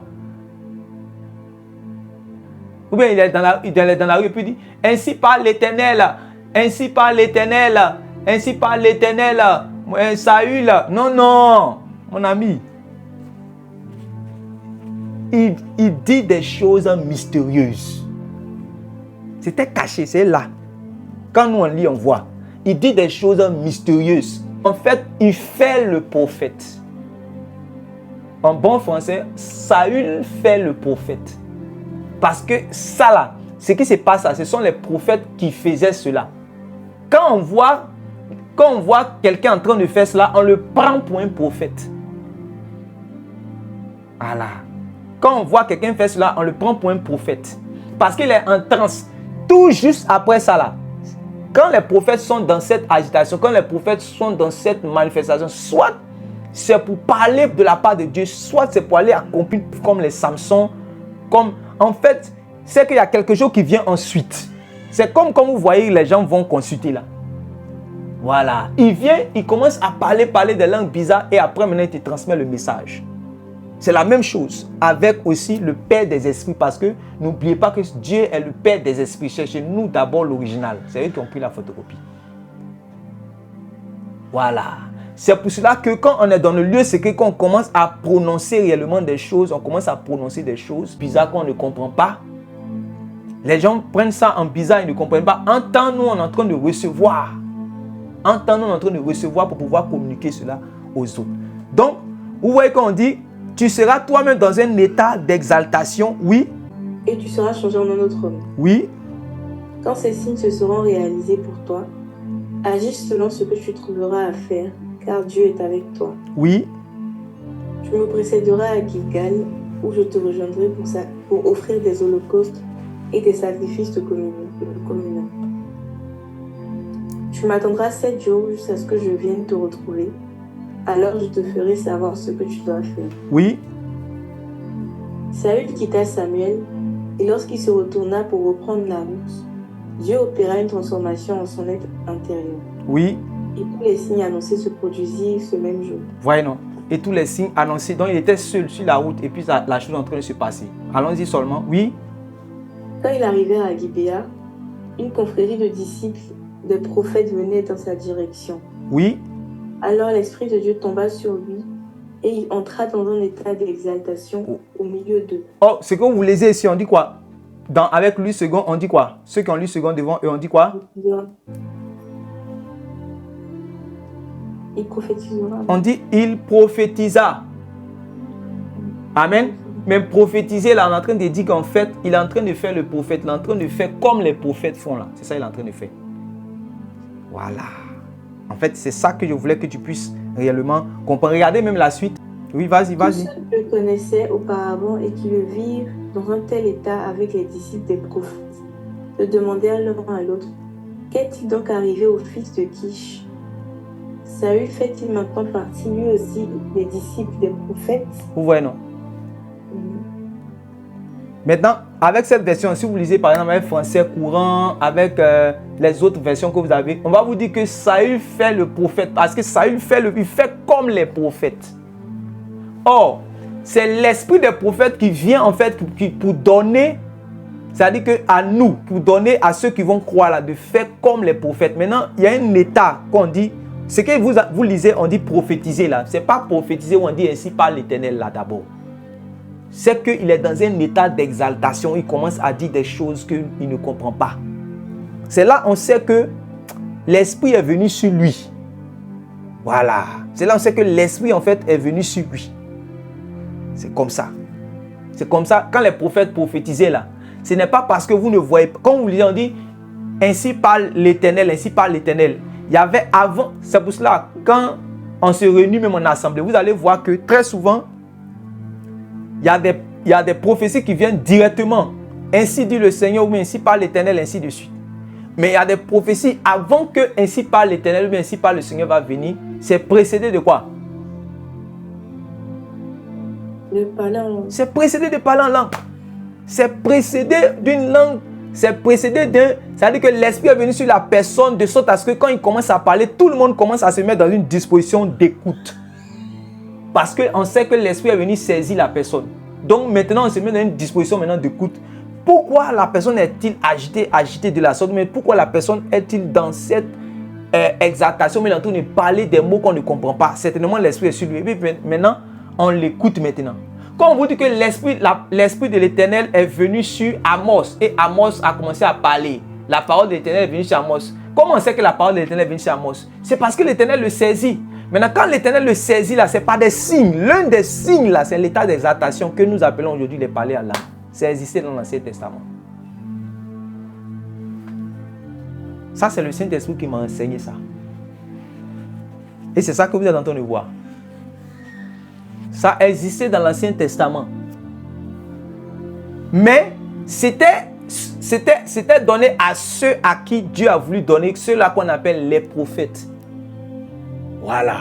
Maintenant, on est arrivé dans un temps où ce ne sera pas seulement les prophètes, ce ne sera pas seulement aux prophètes que cela va être communiqué, mais ça sera à tous ceux qui vont croire, à tous ceux qui vont aspirer, à tous ceux qui vont rechercher cela. Dieu sera aussi disposé à les donner, puisque c'est ce que Dieu lui-même il a décidé de le faire. Vous voyez ça? Voilà. Maintenant, allons-y, je vous montre quelque chose encore rapidement. Romains chapitre 8. C'est 14, vas-y. Car tous ceux qui sont conduits par l'Esprit de Dieu sont fils de Dieu. Car tous ceux qui sont conduits par l'Esprit de Dieu sont fils de Dieu. Oui. Et vous n'avez pas reçu un esprit de servitude. Et vous n'avez pas reçu un esprit de servitude. Pour être encore dans la crainte. Pour être encore dans la crainte. Et vous avez reçu un esprit d'adoption. Mais vous avez reçu un esprit d'adoption. par lequel nous crions Abba Père. Voilà. C'est-à-dire que c'est par cet esprit-là que Jésus avait la capacité, en tant qu'homme sur la terre, de s'adresser directement à Dieu comme son Père directement. C'est comme ça que Jésus, quand il priait, il disait Père. Les autres étaient scandalisés parce que quand il s'adresse à Dieu, tu as comme l'impression que Dieu est son Père directement. Voilà. Maintenant, il nous a partagé cet esprit-là de sorte à ce que nous aussi, le Père devient notre Père directement. On n'est plus dans la servitude. Notre Père là, c'est directement Dieu le Père. Est-ce que vous comprenez? Voilà. Notre Père qui est dans les cieux. Jésus nous donne la capacité aussi. C'est pour ça qu'il dit quand vous priez, dites notre Père qui est dans les cieux. Il nous a mis directement en relation avec le Père. Voilà. Nous n'avons pas un esprit de servitude pour dire que nous allons passer par quelqu'un d'autre encore, mais un ange ou bien une statue. Non, on ne peut plus passer par ça. Il nous a mis directement en connexion avec son Père. De sorte à ce que nous pouvons dire comme lui, Abba Père. Mon Père directement. Très bien. Mais c'est avec un esprit que cela a été possible, qu'on appelle le Saint-Esprit. Maintenant, regardez, l'esprit là, quand il est venu, au verset 26, De même aussi, l'Esprit nous aide dans notre faiblesse. de même aussi, l'esprit là, de Jésus là, qui est venu en nous, il nous aide dans notre faiblesse, dans notre limite, dans notre incapacité. Oui, Car nous ne savons pas ce qu'il nous convient de demander dans nos prières. car nous ne savons pas ce qu'il nous convient de demander dans nos prières. Est-ce que vous comprenez? Car nous ne savons pas ce qu'il nous convient de demander dans nos prières. Donc, vous allez voir que souvent, quand vous êtes en train de prier, souvent, comme vous qui dirigez la prière ou bien quand vous priez seul, surtout quand vous êtes fatigué, vous arrivez de prier et vous dites Seigneur mon Dieu, que ton nom soit béni. Seigneur mon Dieu, que ton nom soit béni. Que ton nom soit béni, oh, que ton nom soit béni. Éternel, mon Dieu, mon roi, mon Père, que ton nom soit béni. Et vous avez l'impression que le mot là, ça vous revient comme un effet boomerang. Parce qu'en réalité, vous ne savez pas comment vous allez prier à cet instant-là. Ça vous a pas encore arrivé? Beaucoup de fois. Oui. Très bien. Tu dis, Éternel mon Dieu, que ton nom soit béni. Éternel mon Dieu, ça revient encore. Parce que l'esprit te montre qu'actuellement, là, ton esprit est limité un peu. Ton esprit est fatigué. Est-ce que tu comprends? Ton esprit est fatigué. Mais en temps, le Seigneur maintenant nous a donné une capacité qu'on appelle la prière en esprit, l'aide de l'esprit, l'intercession de l'esprit. De sorte à ce que maintenant l'Esprit Saint peut venir prendre le contrôle. Or, quand l'Esprit Saint va venir prendre le contrôle, lui il ne va pas s'adresser à Dieu comme toi tu t'adresses à Dieu là. C'est lui qui prend le contrôle maintenant. Eh Seigneur. Car nous ne savons pas ce qu'il nous convient de demander dans nos prières. Oui. Mais l'Esprit lui-même. Intercède par des soupirs inexprimables. Intercède par des soupirs inexprimables. Ouais, il intercède par des soupirs inexprimables. Donc, l'Esprit t'emmène réellement à intercéder par des soupirs inexprimables, de sorte à ce que souvent tu parles. Souvent, il arrive à certaines personnes de crier, de pousser des cris. C'est quel cri bizarre. Mais on se dit, ah, non, un chrétien normal, est-ce qu'il doit crier comme ça? Non. Est-ce que Jésus n'a pas dit dans, comment on appelle ça même, dans Matthieu chapitre 6 là, que quand on prie, on doit pas crier comme les pharisiens là. Donc quand on prie, on ne doit pas crier fort, on doit prier doucement. Donc maintenant les gens ont envoyé doctrine de prier doucement. Car celui qui prie trop fort là, ça veut dire que Jésus ne va pas l'écouter. Non. Si je te montre un verset où Jésus a crié, tu as dit quoi maintenant? Je te montre un verset dans la Bible où Jésus a prié en criant. C'est écrit. On dit c'est pas des cris.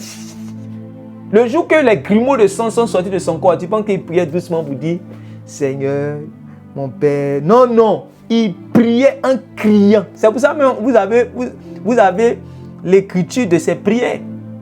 C'est parce qu'il y a quelqu'un qui était là qui l'entendait que vous avez l'écriture de ses prières. Si on te dit comment il priait là, c'est parce que quand il priait là, les gens entendaient. C'est pour ça qu'on écrit ça dans Jean chapitre 17, ce qu'on appelle la prière sacerdotale. Maintenant, quand tu regardes dans Hébreu, on te dit qu'il poussait des cris. Hébreux chapitre 5, verset 7 à 8. On dit c'est là-bas qu'il était exaucé. En poussant des cris, il a crié. Et dans Luc, on dit qu'il a prié jusqu'à un certain moment où les grumeaux de sang sont sortis de son corps. Donc tu vois que le Jésus qui est en train de prier ici, là, il ne priait pas doucement, il priait fort. C'est en priant fort que la sueur là peut devenir le sang. Personne ne peut prier doucement comme ça et puis la sueur va sortir sur lui. C'est en priant, étant vraiment prié fire comme on dit. Voilà. Donc pour dire qu'il dit, moi je n'aime pas, faut laisser ta doctrine. Laisse le Saint-Esprit t'utiliser, mon ami. Laisse ta doctrine de tranquillos, chocoyal. Laisse le Saint-Esprit t'utiliser. Le jour où il veut te faire prier. Il y a des gens qui sont assis comme ça. J'ai regardé, je ne sais pas si c'est un film, où il y avait un homme de Dieu qui était assis comme ça. Et puis, il a délivré un puissant esprit des eaux. Il a chassé un puissant esprit des eaux en étant assis, comme vous voyez, non? En étant assis, il a chassé seulement en disant une parole. Mais ce n'est pas tous les jours qu'il le fait. Vous allez voir le même homme de Dieu. Il y a des fois où quand il est en train de chasser, il menace comme Jésus. On dit Jésus menaçait, c'est-à-dire Jésus criait aussi. Il a toute la plénitude de la puissance de Dieu, mais de démon, il crie, sors! Go! Ouais, mais des fois il peut s'asseoir. Donc il faut te laisser conduire par le Saint-Esprit. Il ne faut pas choisir un côté pour dire non, que moi j'aime quand on prie doucement. Moi j'aime pas quand on crie. Moi j'aime pas quand on pousse des cris. Moi j'aime pas quand on dit des choses bizarres. Laisse le Saint-Esprit t'utiliser dans la prière et aller dans une dimension avec toi, mon frère. Alléluia. Si tu veux t'initier là, sois un enfant et accepte les vérités là simplement. Et tu seras initié aux choses de l'esprit.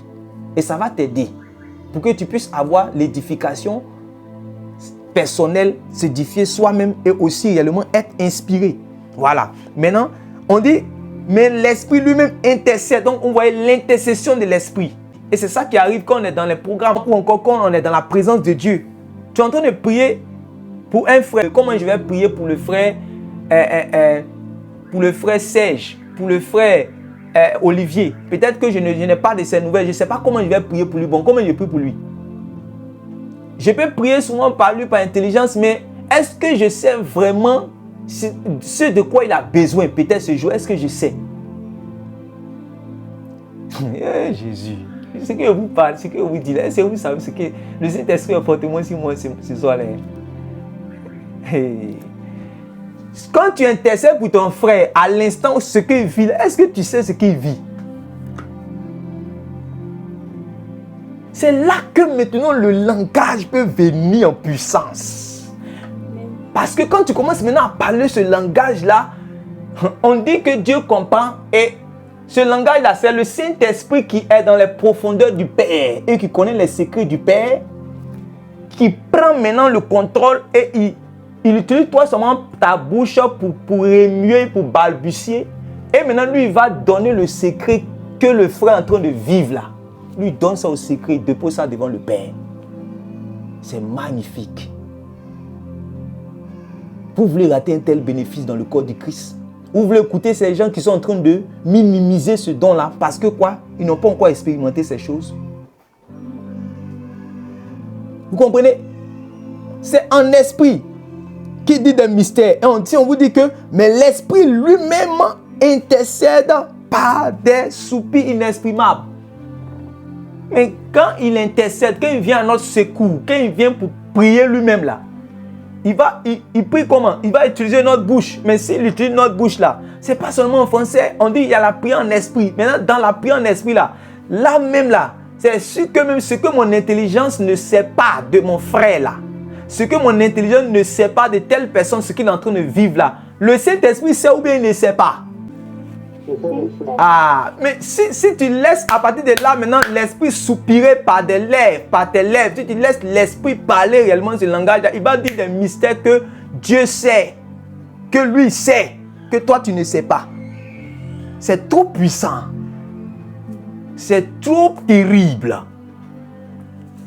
C'est trop bon pour toi. C'est pour ça que Paul a dit quoi aux Corinthiens.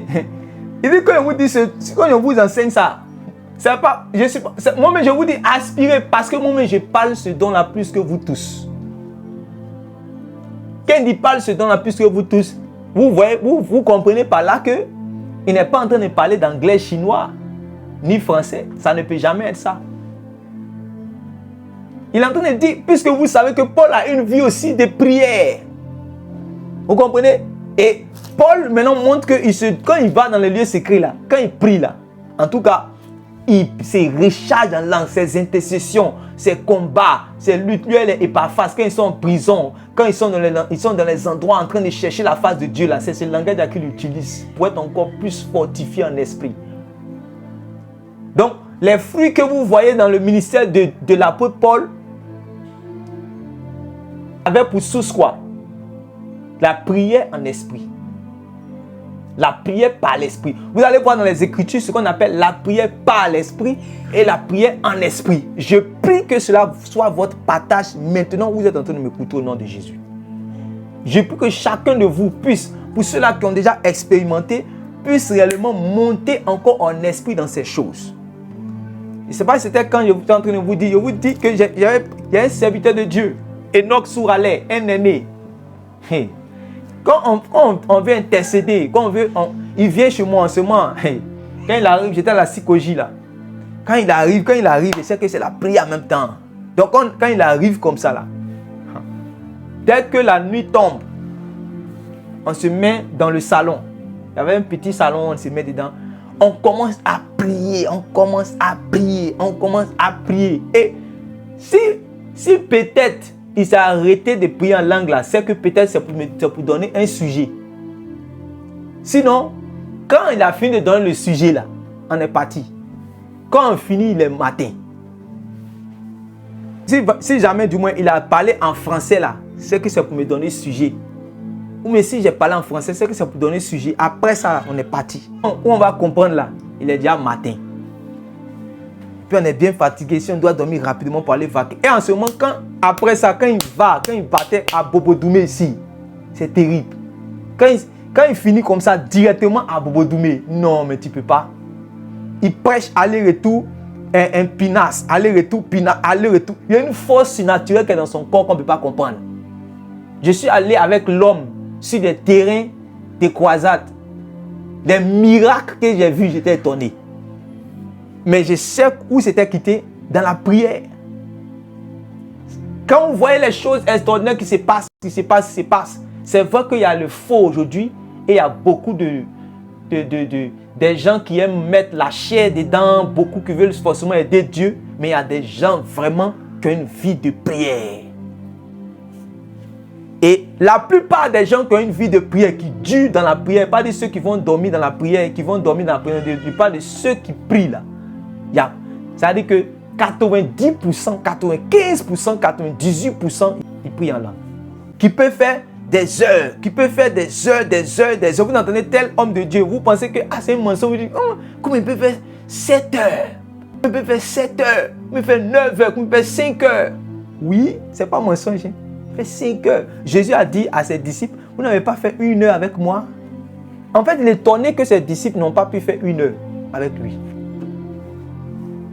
Vous comprenez? Or, vous savez que notre intelligence à un certain moment peut être limitée. Même quand celui qui parle beaucoup, à un certain moment, son intelligence commence à être limitée. Donc, il faut qu'il puisse avoir un secours. Ah oui, quand tu parles beaucoup, à un certain moment, si tu oublies, ça commence à se mélanger dans ton esprit. Et tu as besoin d'aide. Donc, nous tous, on dit que le Saint-Esprit, il est là pour nous aider au moment où nous serons faibles. Et que nous ne saurons pas ce que nous allons pouvoir demander à Dieu. Et c'est là que lui vient. Maintenant, quand lui vient, si on est dans un esprit d'intercession, parce que la prière a plusieurs niveaux. Il y a la supplication, il y a les intercessions, il y a plusieurs.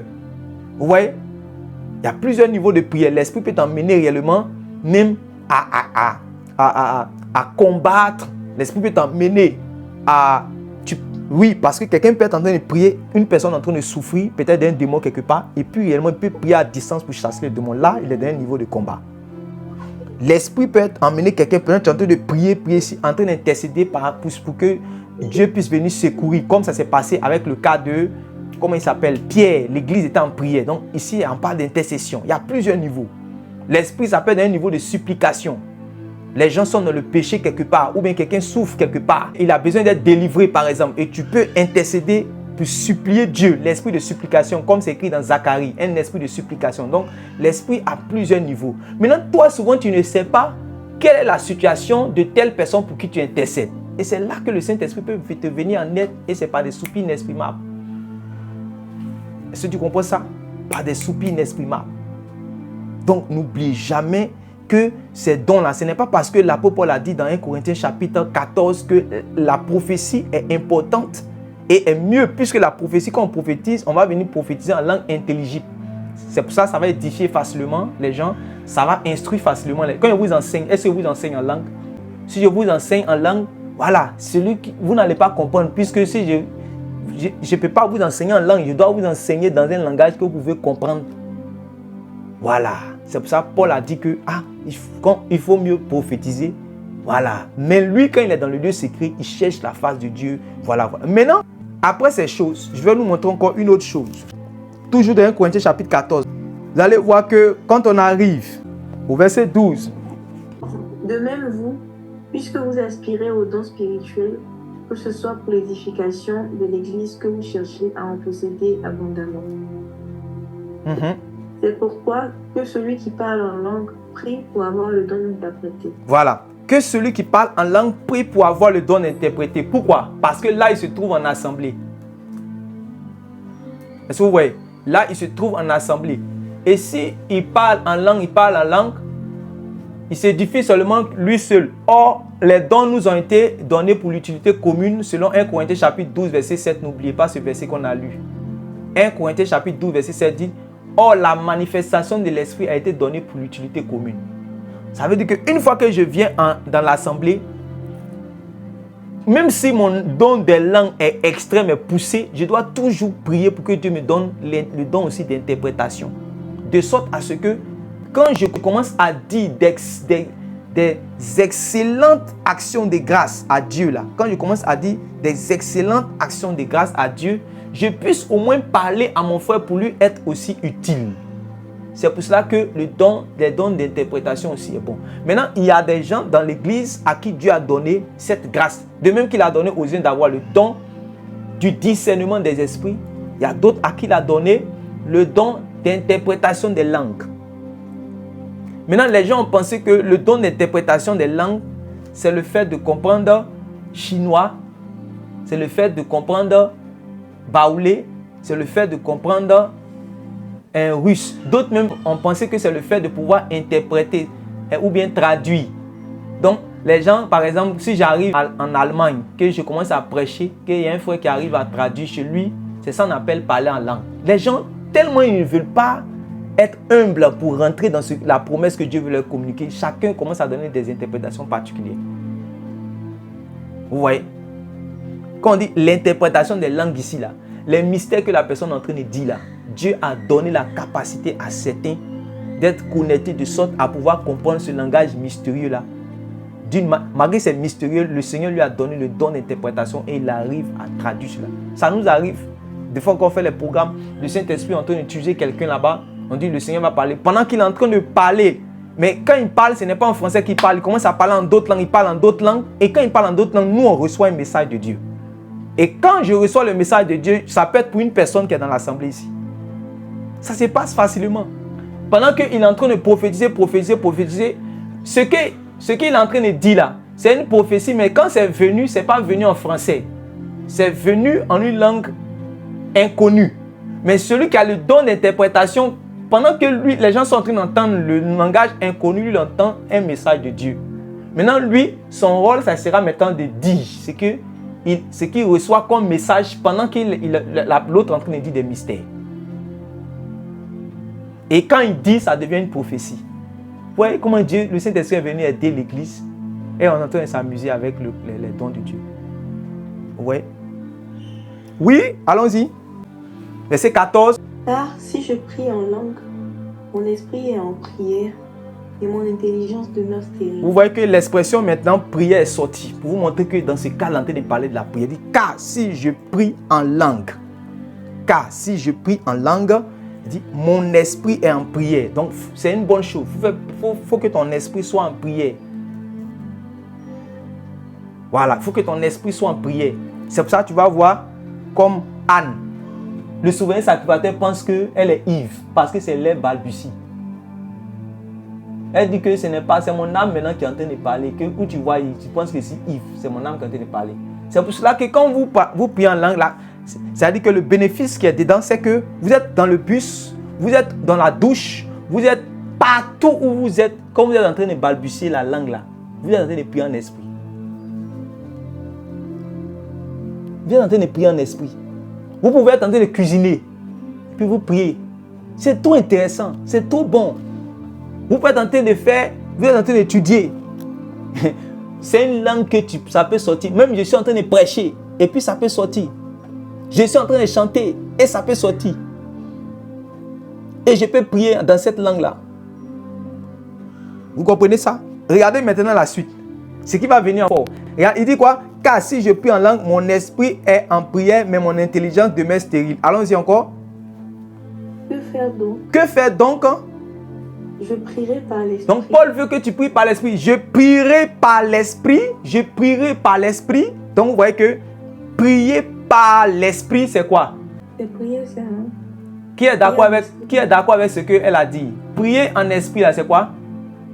Prier en langue. Donc, pour celui qui ne savait pas ce que ça veut dire que prier en esprit veut dire prier en langue. Donc, si je dis ici, commençons à prier en esprit, ça veut dire que je suis en train de dire quoi? Prier en langue. Ça veut dire que je suis en train de prier en langue. Vous avez vu que les gens ont condamné les choses pour rien. Ils ont dit donc que, on dit prier en esprit, voilà. Oui, prier en esprit veut dire prier en langue, mon frère. Il faut écrire ça aussi quelque part. C'est Paul qui est en train de t'expliquer. Donc, car, il dit que faire donc? Je prierai par l'esprit. En temps, tu sais que prier par l'esprit, c'est ce qui vient d'être dit au verset 14. C'est prier en langue. Donc, prier par l'esprit, c'est prier en langue. C'est-à-dire, c'est faire prier ton esprit. Ce n'est pas ton intelligence. Faire prier ton esprit. Ton esprit régénéré, bien sûr. Oui, maintenant. Je chanterai par l'esprit. Il dit, je prierai par l'esprit. Mais je prierai aussi avec l'intelligence. Mais je prierai aussi avec l'intelligence. Vous voyez que c'est deux types de prières, non? Prier avec l'intelligence, c'est prier en français. Ou bien prier en anglais. Ou bien prier dans la langue maternelle, là. Voilà. Maintenant, prier en esprit, c'est prier un langage qui n'est pas humain. Maintenant, tu cherches quel langage, tu vas chercher, tu vas pas. On dit c'est un langage qui n'est pas humain. Est-ce que vous comprenez ça? Voilà, c'est un langage qui n'est pas humain. C'est un langage de l'esprit. Voilà, c'est un langage de l'esprit. Maintenant, il dit quoi? Je chanterai par l'esprit. Mais je chanterai aussi avec l'intelligence. Donc, il y a deux manières de chanter aussi, non? Il y a deux manières de chanter.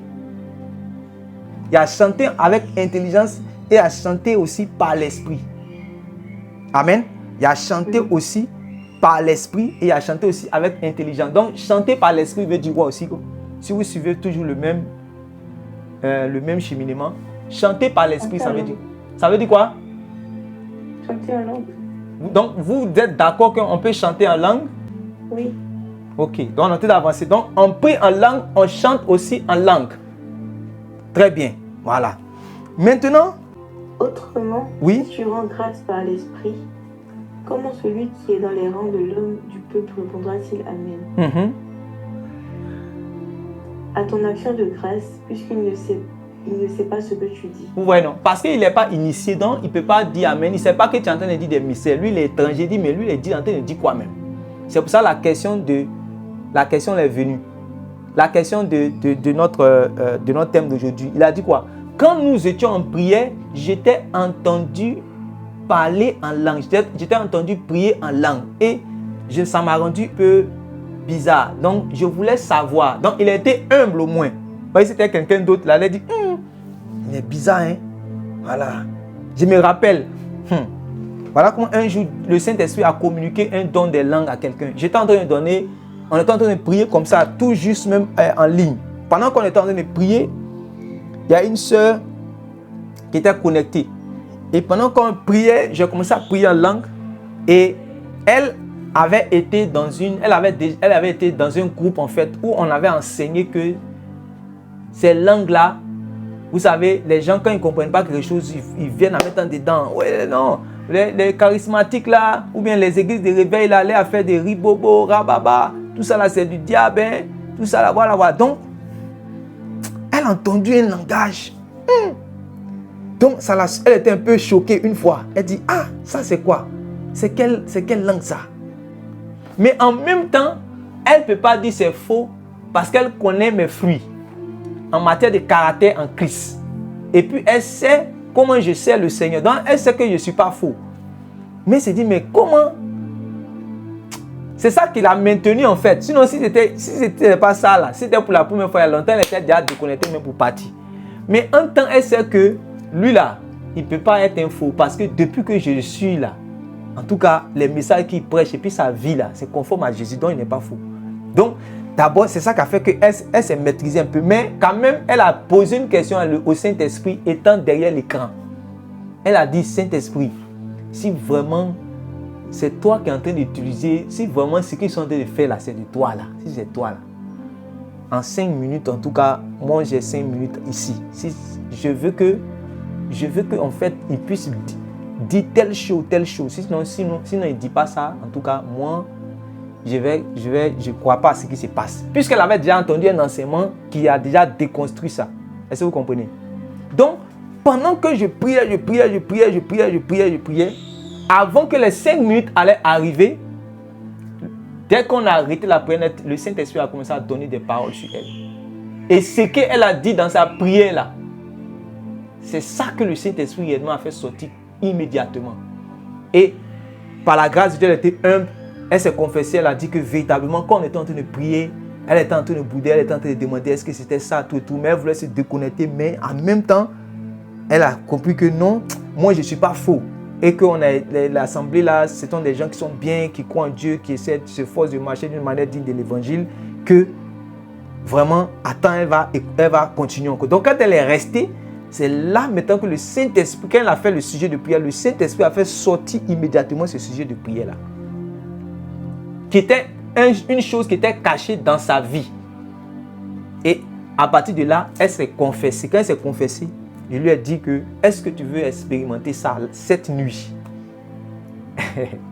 Cette nuit-là même. Est-ce que tu veux expérimenter ça? Je parle à quelqu'un qui est ici, qui n'a pas encore expérimenté, qui veut expérimenter.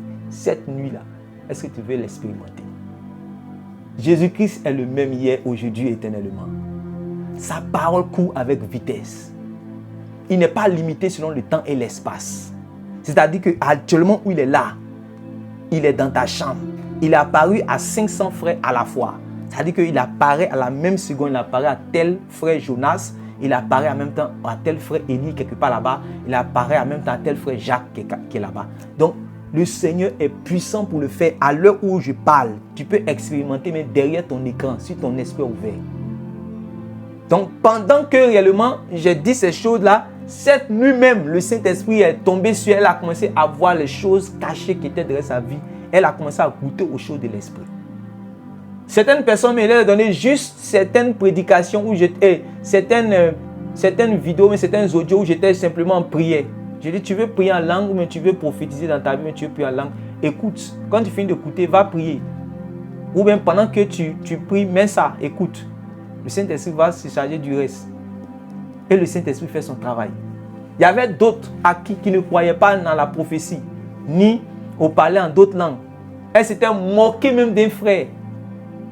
Après la prière, elle ne croyait pas. Elle dit que, ah, c'est là, ils ont en train de parler, c'est quelle langue bizarre là. Elle est en train de se moquer. Une fois pendant une réunion, le Saint-Esprit me dit, appelle-la. Je l'appelle, elle vient. Je lui ai dit, toi, ce que le Saint-Esprit va faire avec toi. Ça dit, quand tu vois les gens qui sont en train de parler en langue, mais ils sont en train de prophétiser, tu ne crois pas. Mais tu vas voir comment l'Esprit toi-même va te... C'est-à-dire que, c'est comme une humiliation. Quand il va te donner la pour toi, ça sera comme une humiliation. Il faut regarder. Elle ne croyait pas. Jusqu'à ce qu'un jour, peut-être certains frères qui sont connectés même savent de qui ils parlent. On était en une réunion d'assemblée. Elle était assise derrière. Quand le Saint-Esprit est venu sur elle, elle a parlé en langue, ça ne s'arrête pas pendant 2 jours. C'est-à-dire, et puis les langues sont venues sur elle, elle est là, elle parle. Si on pouvait faire un enregistrement pour lui donner, elle ne peut plus jamais se moquer de quelqu'un dans sa vie encore qui parle en langue. C'est-à-dire, moi, on me demande pardon. Moi-même, ce jour-là, réunion là, je suis allé derrière. Je demande à l'esprit, je dis Saint-Esprit, saisis-la afin qu'elle puisse se calmer. Et puis l'esprit est en train de me dire en même temps que je vais l'humilier. Avec le don de l'air, je vais l'humilier. Ce qu'elle ne veut pas que ça sorte dans sa bouche, ça va sortir jusqu'à ce que même. C'est-à-dire, elle a commencé à parler maintenant. Rita, maman, qu'elle a commencé à dire tout ce qu'elle dit que c'est faux là. Ça sort seulement, elle ne s'arrête pas. Moi-même, je prie pour demander à l'esprit, dit, cet esprit pardonne, cet esprit dit, mon fils, laisse. Elle va comprendre. Elle a parlé. Réunion, mais on était obligé de la prendre pour la mettre dehors. C'est moi qui comprenais ce que l'esprit est en train de faire. C'est après, elle lui a dit, tu as vu ce que l'esprit a fait? Elle a confessé à tout le monde qu'elle s'était moquée de tel frère qui parlait en langue, que vraiment elle se disait comment l'esprit peut agiter quelqu'un, comment l'esprit peut faire. Elle ne croyait pas aux choses de l'esprit. Pour toi, je ne veux pas que ça soit dans une dimension d'humiliation. Je veux que ce soit dans une dimension de foi. Il faut croire. Le Saint-Esprit réellement va faire cela avec toi. C'est une chose qui est faite. On dit ceux qui étaient comme des enfants, ils ont cru.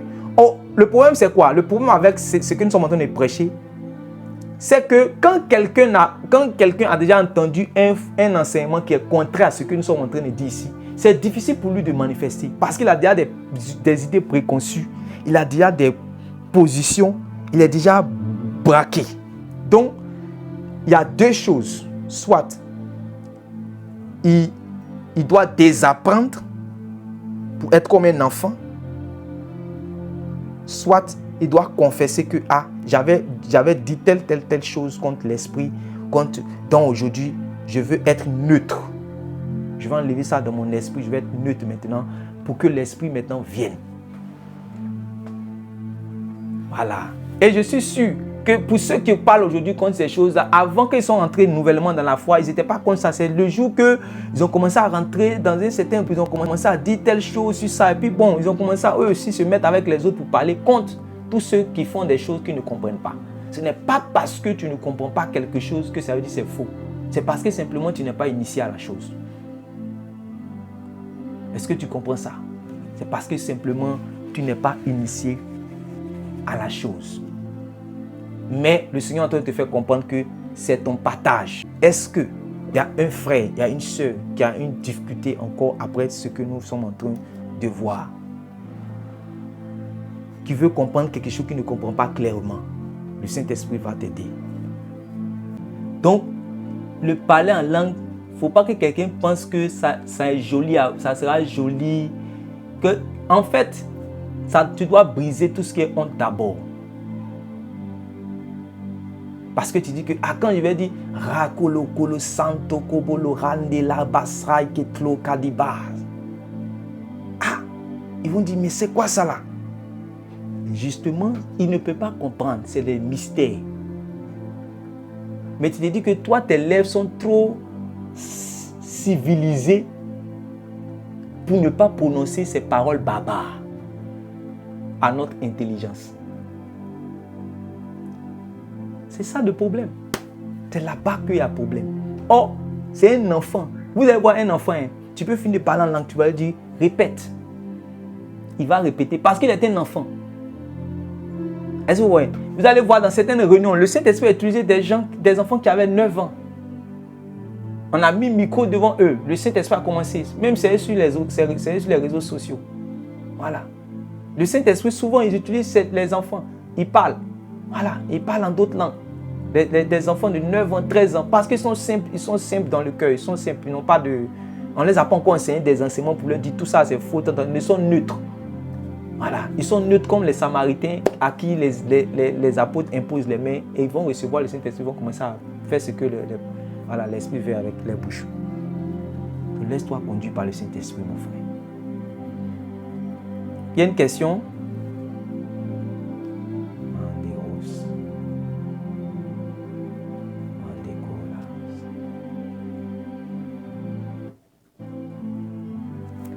Tout le monde, ça va? Oui, quelqu'un veut parler? Oui. Moi, je veux savoir quelqu'un a été baptisé de l'Esprit Saint Oui, et qui ne parle pas en langue. oui. Bon, si quelqu'un ne parle pas en langue, ça veut dire que quoi? Moi, chez moi, selon moi, ça veut dire que... Aujourd'hui, là, moi, je suis venu de la part de Jésus pour que toi, tu puisses aimer le parler en langue et tu puisses expérimenter ça. Il n'y a pas quelqu'un qui va dire quelque chose. Je veux, comme Paul, que tu puisses parler en d'autres langues. Je veux que tu puisses prophétiser. Ça ne veut pas dire que tu n'es pas de Dieu parce que tu ne prophétises pas ou encore tu ne parles pas en d'autres langues. Ça ne veut pas dire que tu n'es pas chrétien ni enfant de Dieu. Non. Parce que j'avais déjà répondu, je ne sais pas s'il y a un frère à qui j'avais répondu que le Saint-Esprit a un aspect intérieur. Il vient d'abord pour attester à ton esprit que tu es enfant de Dieu, pour t'accorder la paix du cœur, le repos avec Dieu. Ça, c'est l'aspect entorse. Amen. Mais quand il y a le Saint-Esprit qui vient sur toi pour te remplir de son vin nouveau, ça, c'est les aspects de tout ce qui est manifestation. Prophétie, langue, tout et tout. Mais je veux dire que langue, tout ça, là, c'est ta part. C'est comme c'est ton héritage. C'est ton héritage. Donc, il faut prendre. Voilà, c'est ton héritage. Donc, il faut prendre. Il faut aspirer ça. Il faut aspirer à ça. Ce soir même, tu peux aller devant le Père. Il va te donner ça. Qu'est-ce qu'il a dit? Il a dit que les pères qui sont sur la terre, là, ils sont méchants, mais ils donnent les choses à leurs enfants. À combien de fois de raison, lui ne donnera pas le Saint-Esprit, mais le Saint-Esprit, mais avec tout ce que le Saint-Esprit vient avec. Donc, c'est ta part. Amen. Ça ne veut pas dire que tu n'es pas aussi enfant de Dieu si tu n'as pas encore manifesté. Mais l'enseignement a été donné ce soir pour que tu puisses entrer dans cette grâce. Surtout, ça c'est l'objectivité de notre moment. Pour que tu puisses entrer dans cette grâce et manifester cette chose. C'est bon, frère Serge? Voilà. Que Dieu te bénisse. C'est ta part. Le plus important, nous savons une chose. Ce n'est pas le parler en langue qui va te faire entrer au ciel. Beaucoup vont parler en langue dans l'enfer. Beaucoup. Ils ont fini de parler en langue sur la terre. Ils vont continuer, ils vont aller en enfer. Parce que quoi?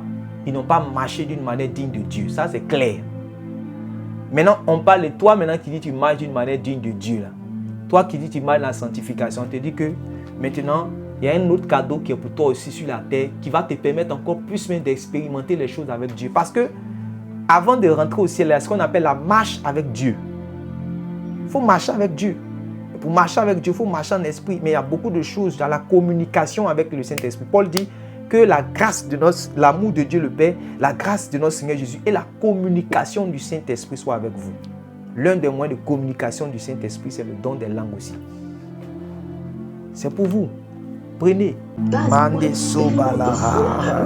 Recevoir cette grâce dans le nom puissant de Jésus. Mande obala clara de lo savare adala. Recevoir cela dans le nom de Ko Jésus. maro pashkinala. Dieu Père qui bénit. Dieu le Dieu qui rend. Ko marapi la kunare daka. Que tes enfants Les pura tuscan de la burra qui en de loja. que l'homme ne peut comprendre. Baro kilena huza kure malapeda la haya. Waino bro le fati lusha le klura benako bobo rakala.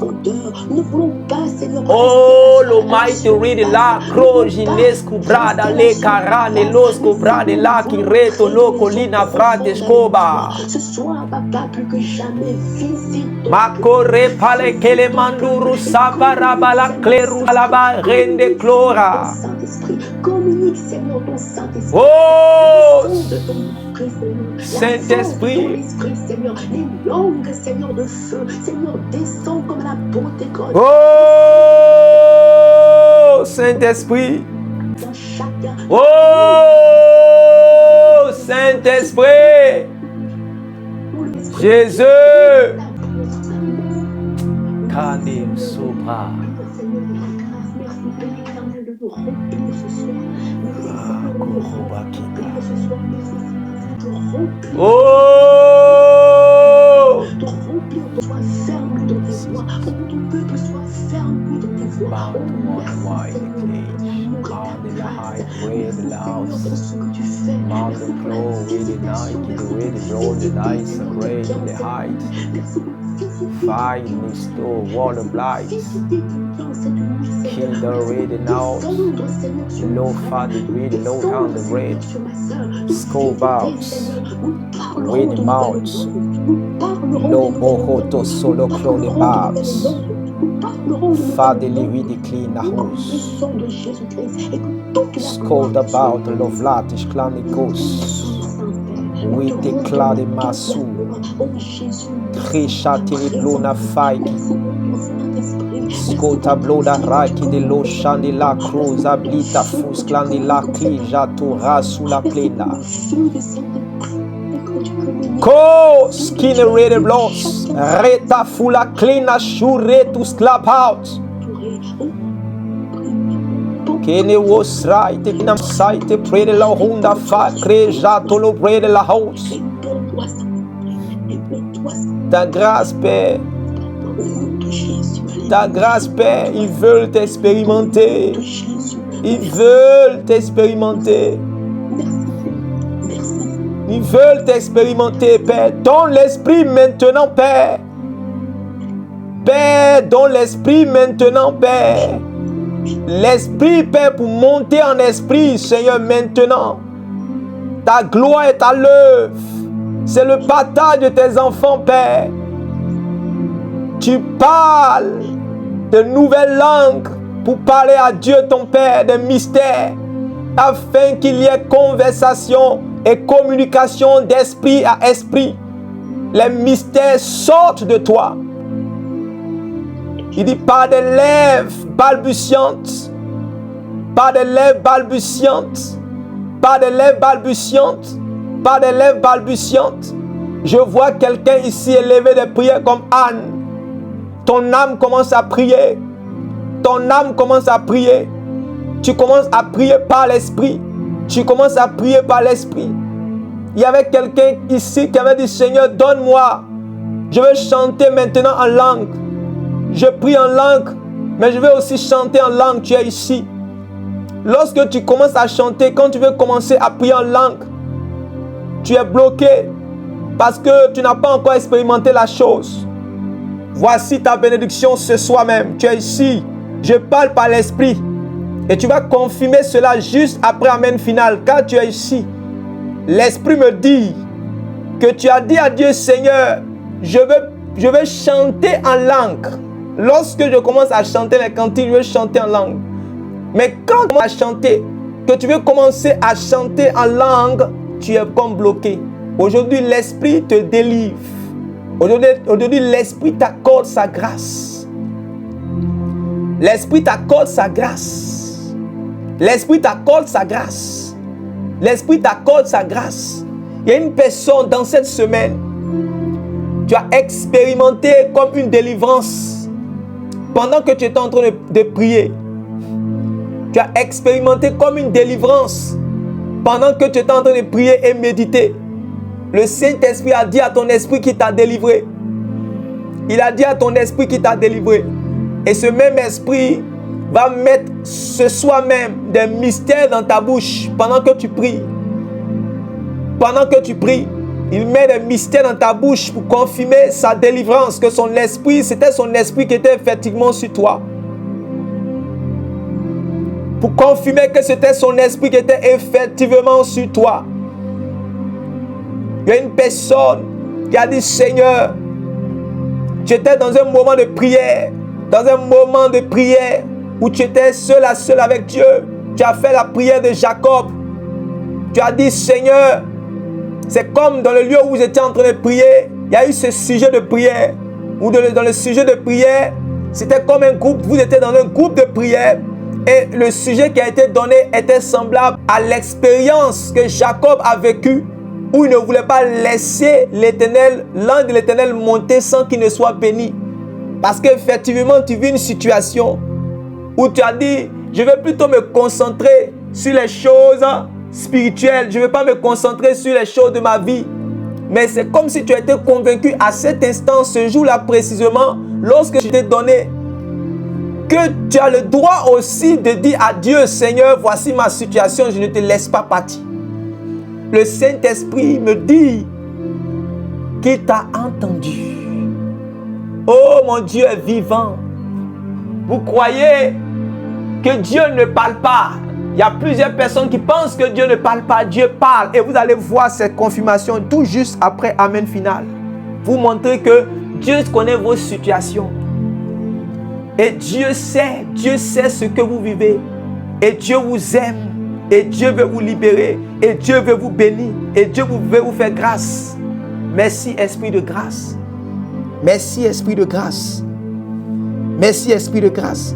Que chacun de nous ouvre la bouche, commence à bénir, à rendre des actions de grâce à l'Éternel avant que nous allons terminer.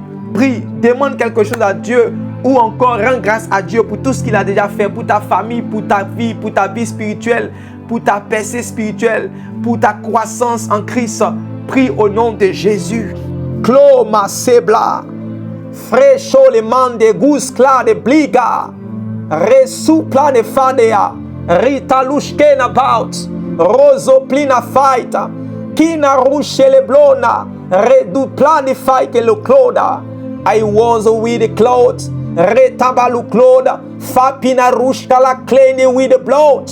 Redu pano water bleed a corners, I water fly in the shy the bread house.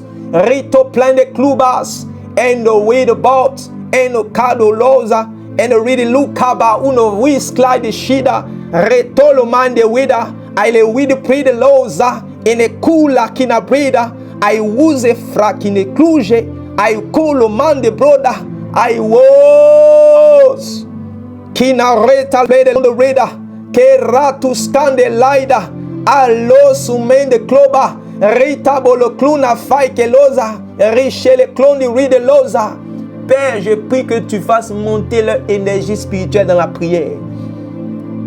Oh, il fait monter ton énergie spirituelle dans la prière.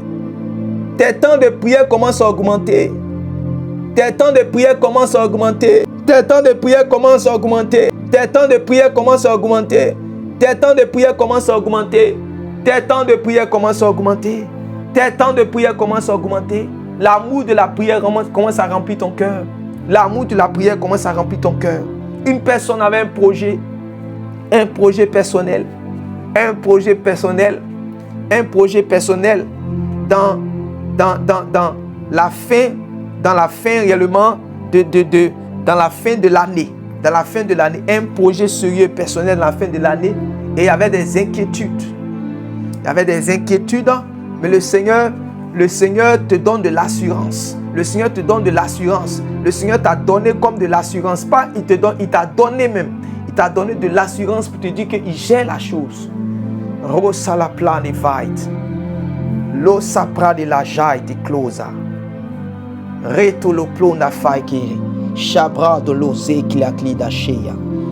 Scone bride le hovas. Kina rusha la claia. Inti prodalia de cosa. In might rede clona. Ad praji lusa kena. I santo brade lahaya. Et te clou geno clou with plata. Sakune blova. Aituna risha le clunda. My proso queda, tailo sobrenda, lichito scluda, I win the prodli ascuda, kama sole kia de des,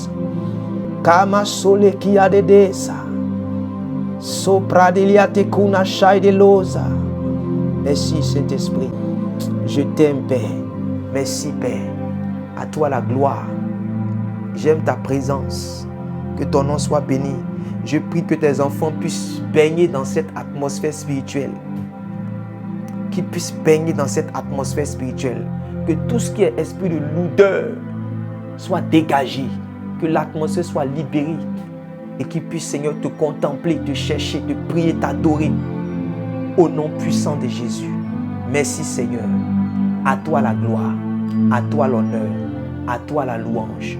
Au nom puissant de Jésus-Christ. Amen. Amen. Amen. Amen.